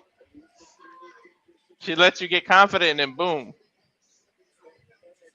What else is under there? Come on, you already have the champagne bucket. You got chairs. You got barbed wire baseball bat from earlier. To your point, that hasn't been used tables. Yet. Well, they wanted tables earlier, Nick. They're finally getting it. They are. Is it a table for two or for one? Ask Shafir in 10 minutes and get back with me. They got the champagne. Somebody reserved the table yet? Ooh. Bringing the table out from underneath the ring. And Marina's still favoring that lower back, by the way. We already saw a Coffin match. Now this shit. Well, to be fair, we are dealing with, like you said, the most legit bitch in the AEW Women's Division. There's Kawa right now, and Shafir on the apron. I'm not sure who's going to do better or fail worse. Both of them right now just clubbing away. Oh! Open palm strike, do better. Ran into a toe kick. Uh-oh. Oh, no. Oh, no. Oh, God! Oh, I think Shafir put herself through the Yeah. That's exactly what she did. Well, be damned. Backdrop suplex to the floor, and Shafir crashing through the table. And she really didn't. Fuck. She really didn't get Mina. She dropped herself. Well, was that worse for Shafir or was it worse for Mina? Because to your point, Mina hit nothing but floor practically. Oh, wait, but she hit the edge. Look, she hit the edge. Ooh. Ah, that hurt. The edge is the most dangerous part. No holds barred, reckless abandonment. Disastrous landing, and again, Shafir favoring her lower back, and that might be the only saving grace for Mina. Now look at the foot punishment, cover, and kick out at two, like a days ago cover there by Shafir, who wants Mina to do better. Shafir's not, I'm sorry, Mina's not going to give up that easy. Yeah, Shafir should have known that too. I think Shafir right now is a solid disbelief. I don't think Shafir cares because she gets happy delivering punishment. To be fair, I think Shafir likes punishing Mina the most, and I don't know necessarily that's the best thing for me to say on commentary. Mm-hmm. Been punishing her since Blood and Guts. And Mina Shirakawa grabbing another bottle of champagne, and that one's empty. Intimidating referee Mike Posey. I think Mike Posey is more intimidated by Shafir than just by Athena. Oh! Back fist! Cutlass spinning back fist! And don't forget, Shafir's barefooted too, and glass in the ring. Storm Zero, cover two, Mina with the win! With Storm Zero. Talk about poetic justice. The original Storm Zero Monte had the Tiger Driver. Dude, that's poetic justice, Noah. No kidding. Talk about how much a woman's willing to fight for love. The fact that Mina wins is scaring me. I think Rousey is going to pop out now. Now, you see Shafir is shedding a little bit of blood on her shoulder. That bottle straight over her damn head. And again, we still don't know who attacked Thomas Toy Storm. Shafir wanted Mina to do better. She did better, all right. Damn. Come on, hit some unknown music so Rousey can come out. All right, well, let's look, dude. It's the fallout. Let's be subtle here, all right? Mina celebrating victory here again. She wasn't even involved in this fight. She stepped up towards her concussed out forever lover. But why is, that girl was bleeding bucket. But why is Mina winning that?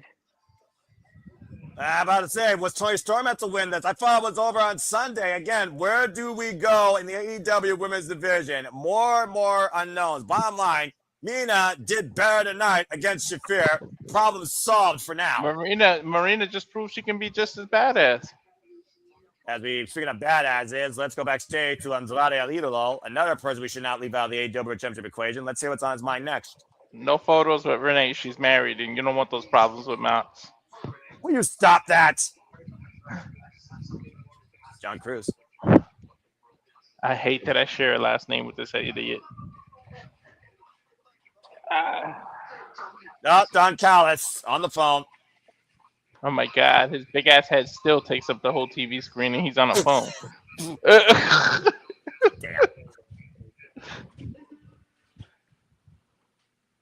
I didn't hear a word that man said. Wait, we are working with MJF? They're in business. Government's becoming Uh-oh! Did he is paying the family to take out Darby? It sounds like it. Money speaks. Big money, man. That is all about the money. Look at that suitcase. Take out take Darby out. Wait, does that mean MJF fears Darby Allin? Well, I don't know, man. I think Andrade is reluctantly accepting that offer. Coming up next, Jungle Jet Prairie and the Young Bucks taking on Kazuchika Okada and Punky Vice in a trios match. We come back here on Dynamite. Again, a lot more what ifs, a lot more questions and answers. We got full commercial break, fuck television.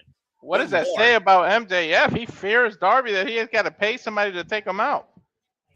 One of my favorites. Thank you for that, Sandy. God bless you. Well, I mean, again, we talk about AEW originals, one of the 4 pillars. MJF and Darby Allin are 2 of those original 4 pillars. And like I said, Darby Allin has always been a nuisance, a pest to go along AEW and to be a tag-along almost towards the AEW championship picture when it involved MJF. The only time that Darby Allin challenged for the championship when MJF held it was in a fatal 4-way, let's forget, at Double or Nothing in 2024. Mm-hmm.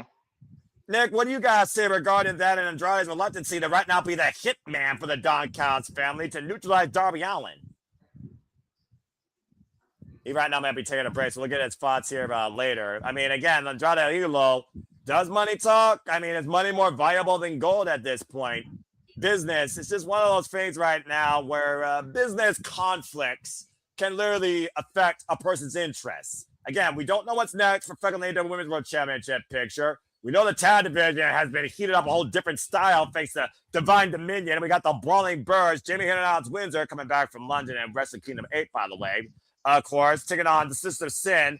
And I think right there is going to give some foreshadowing. Chris Statlander truly is removed from the Triangle of Madness crosshairs. As, of course, Sky Blue and Julia Hart will be in tag team action this Saturday.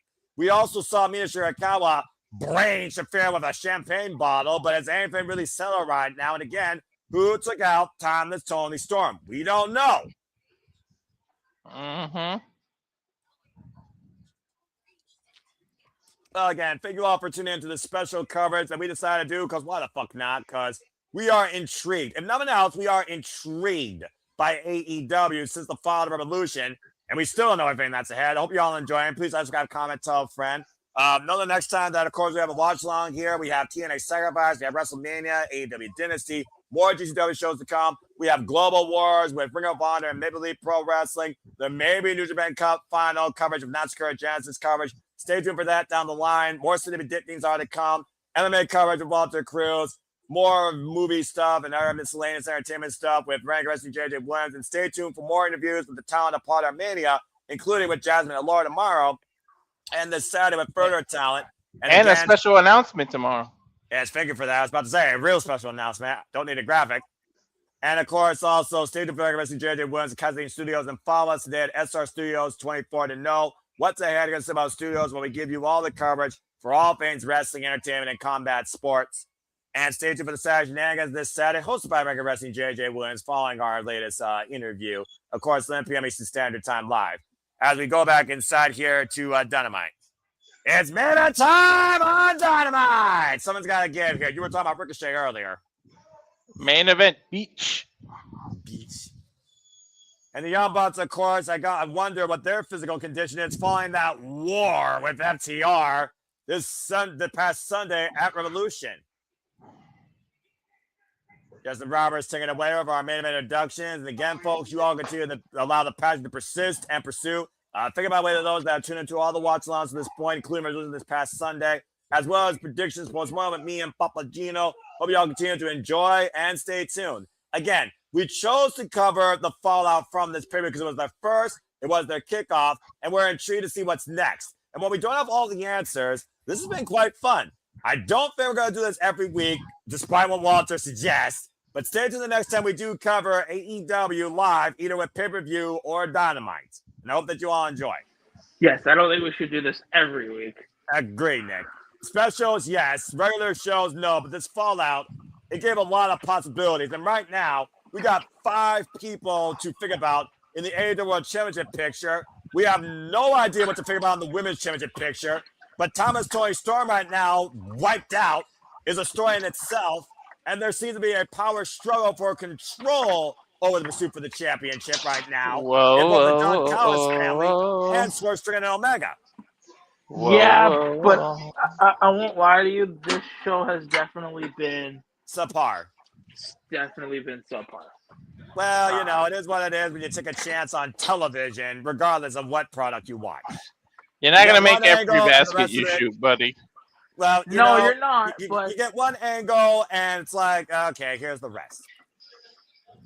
yeah, you're right. But coming out of that show, like, Well, you expect them to go full throttle, dude, tonight? I mean, hell, you had a Coffin match, and then you had Toni Storm. Oh, hold that thought. Red Mecca! It ain't over. We don't know what this match is or post angle or whatever. That's true. I mean, what does FDR have to gain here, though? Go ahead, Nick. You were saying, brother? No, yeah, I don't know. Definitely it's a weird feeling. Just call it what it is. It's a weird feeling. You're feeling weird right now. You don't know what to think at this point. They'll pick it back up. I think next week's going to be something. Well, we know we got Kenny Omega versus Swerve Strickland, where if Swerve wins, he not only becomes #1 contender, he becomes an EVP in All Elite Wrestling. If Kenny Omega wins, he keeps his EVP status, and it sounds like he becomes the #1 contendership. We also heard Andrade Eagle has been praised to be the hitman to take out Darbin, who wants to go after the AEW World Championship. But we don't know if he becomes #1 contender because Darby called his shot out. But now we might get a triple threat. We might end up getting a fatal 4. We got 5, like you said earlier, 5 potential members or people on the roster that can get a title shot. The only person that can't ever get a title shot is Hangman. According to his word, and again, integrity, I want to believe is still something in professional wrestling, but we'll see how far that goes. And again, no Hangman tonight. I think he was left out on a stretcher.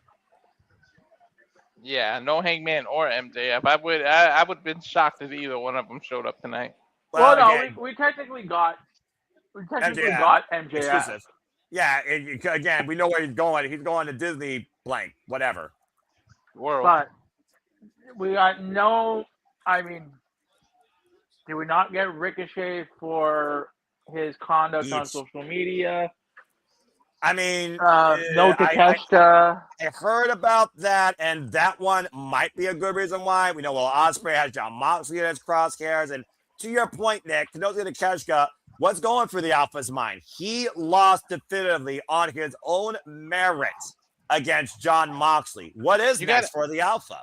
You guys got to remember, Perry could be just not even having him on the mind, but they could still, all 3 of them could still be there for Ricochet and come out at the end of this match. Well, also to that point, what about FTR that got bum rushed by Adam Copeland and Christian Cage and the Young Bucks, who were standing eye to eye with the tag titles drawing the line in the sand? You know, why haven't we heard from Tekla? Like, I know this is a center on Collision, but you know, we should have heard from Tekla. Why didn't we hear from Stad? You know, because you don't put everything at once on the fallout of Dynamite, as you know, Nick. For that matter, we could have on Collision. We could have heard from Christian and Cage and how it feels coming back on their intentions, but you can't blow your load all on one show, man. And you did say again, Nick, 4 weeks. You're not going to build angles out of every, especially World Championship, in a single episode, especially following a pay-per-view. Slow burn, bruv. And even you have said it yourself. Why they're long, the pay-per-views do not miss. No. Let's see what happens. Let's see what they announce for next week. Dynasty is coming up, but you still got to save some shit from All In. That's your WrestleMania. Well, yeah, and again, we got a long way to go, and that's long term. Here's the thing, guys. I'm just gonna say this right now. We're on a high from adrenaline this past Sunday, and it hasn't cooled down. And you guys still thought that we were going to be a gear above cruise control tonight. I did not expect that. I expected one thing tonight while we decided to do this. What's next towards the AEW Men's World Championship? And I feel that's what's most important. And we have 3 or 4 different ways right now in deciphering what we think's next for that. Mm-hmm. And if nothing else, are we not breathing conversation? And if you aren't doing that in the wrestling business, what the fuck are you doing? Yep. Between the Men's World Championship and who can cuss Toni Storm, you got 2 big angles out of the night to figure about headed into next week. And Ospreay, of course, and Jon Moxley's crosshairs. So Continental, Women's Division, World Championship, not bad. And Darby Allin removed from Gabe Kidd. What's next for the Dogs? Yeah, your guess is good as mine. Big what ifs. I like having more what ifs than knowing, okay, contentment. And speaking of what's next, TNT Championship will be defended this Saturday on Slam Dunk Saturday. Kyle Fletcher going one-on-one against Robbie Eagles. Braun Burns, Alex Winston, and Jamie Hayter taking on the System of Sin. Los Frasco Monopolies and Trios action. Beast Mortos, Rouge, and of course, Sammy Guevara. And others to go. Death Friars, Clark's Nolan, Derek Garcia taking on Commander Mascara Dorada. Jay Lee from Lee Johnson taking on Orange Cassidy and Roderick Strong. And we will see Divine Dominion, the new AEW Women's World Tag Team Champions in action. All this. That's somebody that I would have loved to have seen tonight. Sure that. And it got another Perazzo picture. Fuck television. Also, Ciampa going one-on-one against Leo Rush. So it sounds like a lot more of the fallout and direction going to develop more during the Collision weekend. Keep in mind, it's a weekend, not a one-night thing. Dude, Leo Rush has completely changed his character. I'm liking this shit. What the hell? He went from Blackheart to Cruz to what the hell is he now? Someone explain. No, I like the context though. It's different. I will say that. Better than I think he's Blackheart. Legion of Doom jacket. True that. Go ahead, Nick. No, I think he's leaning into his Blackheart gimmick. It'll be interesting to see. Yeah, fair enough. Ooh, nice. Ran into both their boots. Yeah, about to say a little miscommunication there by Don Kyle's family, Roppongi Vice. Of course, we know Roppongi Vice, Triparetta and Wrecker Mail from our IWGP Junior Heavyweight Tag Team Champions and Junior Tag League winners. Chucho Okada, notorious 6-man never openweight champion, and might I add, still AEW International Champion. This is going to be interesting with Andrade because last time Don Callis did something involving money, it didn't work out so well. Ask the Young Bucks. I mean, yeah, they got and lost like $1 million in the span of a few weeks. Money talks, I suppose, in the Don Callis family. And again, we know that, of course, we'll be going soon to South Carolina. Oh, Jesus. North Carolina. And to the next point, the entire week of Dynasty will take place through Canada. Oh, Canada. Not copyright. Lucky, damn it, lucky. Actually, those aren't copyrighted. Oh, yeah. National anthems aren't not copyrighted. Okay, I get it. It freaking still annoys me. Damn it. I always find a reason to annoy me. And I'm sure, again, Ricochet. Oh, my God. That whole week is going to be in Canada. I can't wait for the Christian and Cope build for that then. I mean, they're going to be involved at Dynasty. It's a foregone conclusion. It's just a matter of if that's the opportunity that they get to finally do what Adam Cole came to AEW to do with his longest running brother in the business. And that's one last run as tag champs, even if he's an asshole. Freaking grimace like Christian Cage's face. Dude, is it me or this, like, damn, how many fucking commercials are they going to give? Well, you got to pay to cover. This was the longest commercial break we had tonight. To be fair, there was no commercials probably during the women's match as well. And it does feel like it was limited commercials throughout the show. We talked about how fast the show's been flying by. So honestly, I'm not surprised. It's just it's hard. You do a great job. For me, it's kind of hard to focus when it's on the split screen. Well, yeah, you know, sometimes it's like what matters more, what's going on during the commercial or what actually is the commercial. For me, it's what's actually going on during the commercial. Jawbreaker by Jack Perry. And again, we don't know the go-out angle. Does the man get involved? Does FTR get involved? Does Christian Cage and Adam Copeland get involved? Does something else happen that throws this thing off the rails? Does Mina Shirakawa get mysteriously attacked? Or do we find out who attacked our Toni Storm all along? Able to corner and Jeff Perry able to get out of the way as we're back here on main event on AEW Dynamite. A very subtle, and honestly, I need this after Sunday night. Very subtle, simple Wednesday night. Push off the ropes. A rebound lariat by Jeff Perry. What's all cut out? We don't know if the demand is standing by, waiting for Jack Perry to just drop his guard. Well, Jurassic Express are looking to go on a national tour. So, again, we don't know if they're trying to break that bus. We know it. Jack made, in comes Nick to shift the momentum here in favor of what used to be the freaking corporate elite, if I'm going to call it that. I wouldn't go nowhere near that bus when there's a freaking Jurassic Park in there fucking guarding it. Yeah. Wait, is Universal Studios in California or in Florida? You're losing me here. Huh? Escalera, the Jurassic Park. It's like in Universal Studios, right? Is that in Florida or in California? I think so. It's in Florida. I'm just saying, he's in it. Luchasaurus is in the bus. I wouldn't go mess with it. Well, he's only got one arm, to be fair. PK to Okada, who was literally brought in by the Young Bucks. Let's forget. All aboard the Locomotion Suplex Express. And Matt Jackson, despite the compromised bat that still ails him in his career, taking Rocky for a ride from one side into the other, and a double suplex to Roppongi Vice. That stinging effect on his shoulder be damned. Again, always impressive to see that done by Matt Jackson. And now we have the tag made to Nick Jackson. I don't think they got another angle because we only got 2 minutes left. Well, they always go over on Dynamite. About to say, you realize we always go over, right? Elbow drop combination here by the Bucks. Plus, you got to remember, we're in California. So honestly, this makes sense. And personally, I don't mind ticket fans a little bit slow. Have you accepted your invite? I'm about to say, oh no! Oh, never mind. No super kick party. Strike. So about kick, you were saying. Went for the rolling kick. Uppercut. Swinging a miss. Oh, jumping knee. Very nice by Rocky Romero. King of Sneaky style.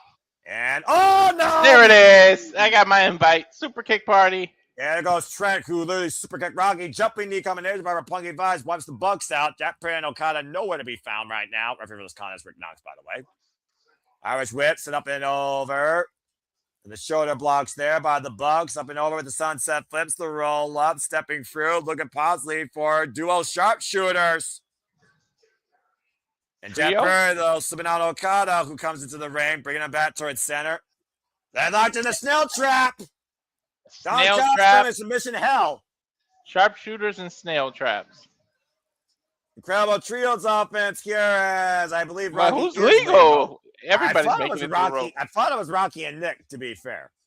And to Sandy's point, by the way, folks, remember, New Japan Pro Wrestling, the New Japan Cup's currently going on, and the semifinals are coming up on March 20th. The Alpha, who will be involved during that stint of the tour, might be on his way to Japan as we speak, as he is the Injured World Television Champion and is triple contracted.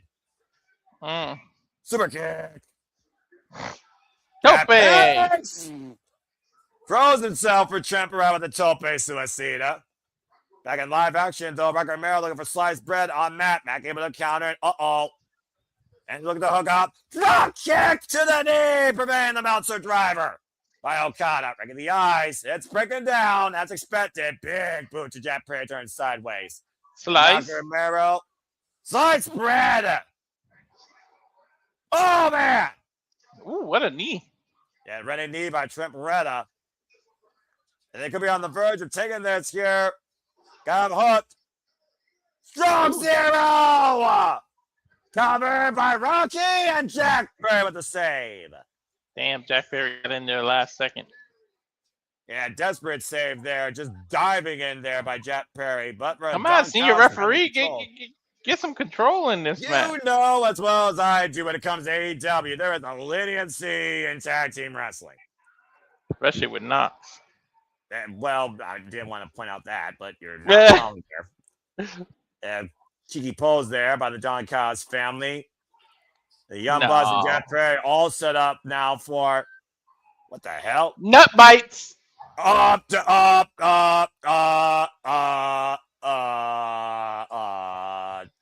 roll up inside cradle. Right in the Don Callis family jewels. Yeah, let's go with that. I guess the Young Bucks learn how to be savage like Jack Perry, who said a caveman can't teach them. Trigger. BT trigger the Rocker Romero. It looks like they're going to set him up for a sacrifice. Running knee strap by Jeff Perry. Choose the half Young Bucks the cover, and Jeff Perry in the Bucks for the win. Oh man, Wow. Nick is holding his shoulder bad. Well, good Where's return that, to Matt? form, though, by this trio. I will say that. Something happened to Matt's. Is that Nick? Matt or Nick's shoulder is gone.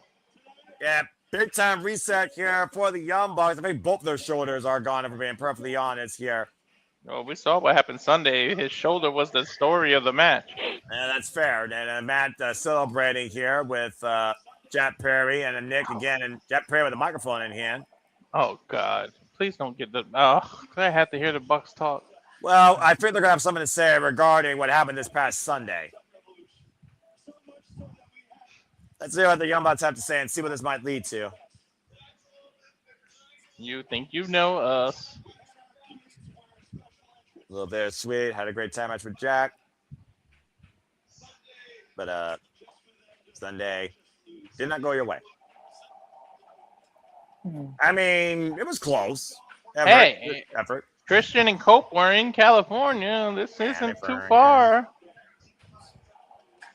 Again, do you bring all your fireworks at once? I'm just saying. Down by the front row, their family watching them. All the Young Bucks, pun intended. Their kids. Hey, I'm the pun guy here, Young Bucks. To be fair, they're probably making more puns before you knew what puns were. With all due respect. They're punishing my ears right now. I hate when they have a microphone. All right, come on, be still. About a better team on Sunday. Yeah. Wow. When did you ever think the Young Bucks would admit somebody's a better team?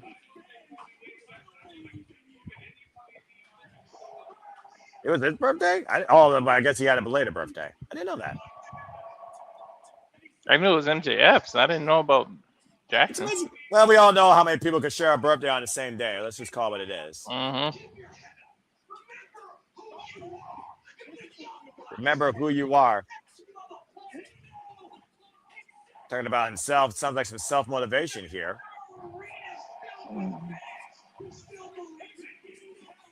Really feel the fans will still believe in you. We have still have fans who still love you. You develop following. Talking about his fire scene sons, I'm proud of you. Papa Buck seems all right. Even Jeff said Papa Buck seems all right. We did talk about before how this year could be the Elite's last run. Oh, okay.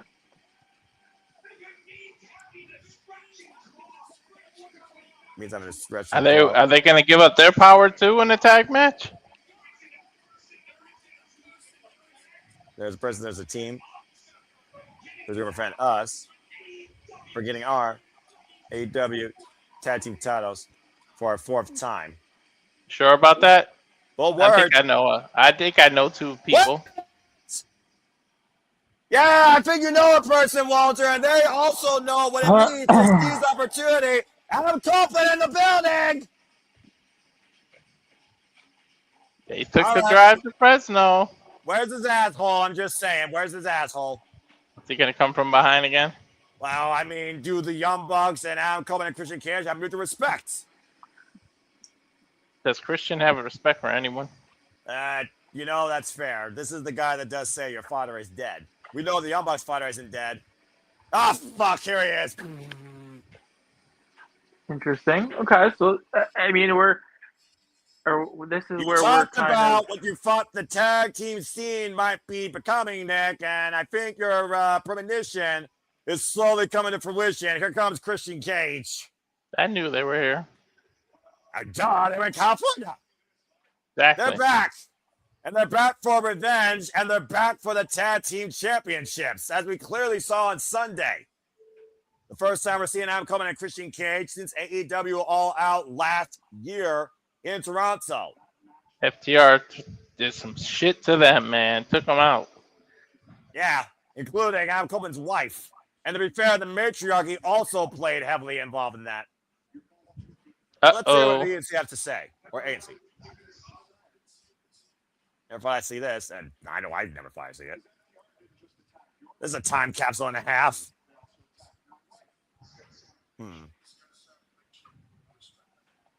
Adam Cohen saying respects the hell out of the Young Bucks. Dude, you know there's like close to like 80 years of experience in the ring right now. Yes, it's absolutely insane right now. That being said, I can relate. Interesting. I'll say. As I said, got the wife. Beth Coleman going to come back with a vengeance. I want you to break Paul Stokes' neck. Yeah. Beth is a badass. We always knew Beth was a badass. Over that 6 months.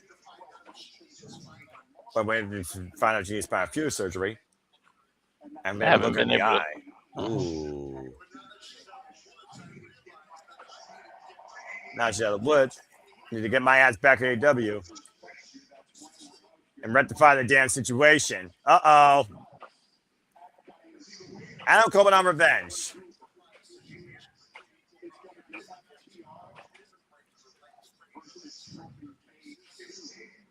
Christian Cage. Just arms folded and just. It's more important than families. And that's taking the AEW Tag Team Championships. It's only one set of titles and so many tag teams. True that. Well, you're going to hear from us first. At Dynasty in Vancouver. It's going to be FTR versus Kobe Cage 2 for the AEW World Tag Team Championships. That's official.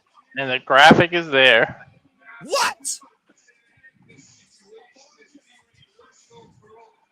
Now Christian Cage with the mic. You understand this situation is personal for me too. Winning the tag team just means to make a ton of money. Let's never change, Christian. Selfish prick. We just prove that we're not only the best tag team, our generation. We get to prove we're the best tag team of your generation. Oh, I like this. FTR. I mean, I've said it. We've said it since like Dynasty. Like it's the name of the show. It is the name of the show. Yes. It's just it makes sense between all these three teams, right? It's all about the each team's legacy, each of their dynasties. Yeah, but look at what team's on the stage. What's the gold? And Smallstoke has a mic. Copeland and the Bucks saying, "Shut up!" Yeah, no one wants to hear you. You friggin' pipple. So I guess I guess in these next few weeks we're gonna get.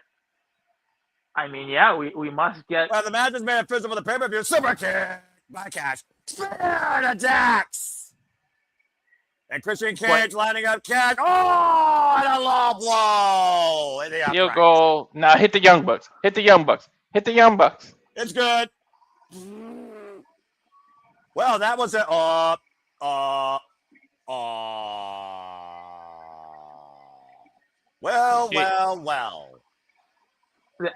I mean, fight.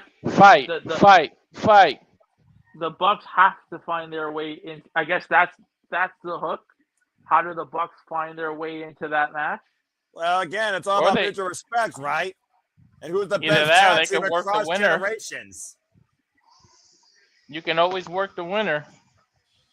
Well, we might be looking at a picture of things to come as Adam Coleman and Christian Cage hold the AEW World Tag Team Champions, and it is official at Dynasty, April 12th. It will be Cage and Cope challenging FDR for the AEW Tag Team straps.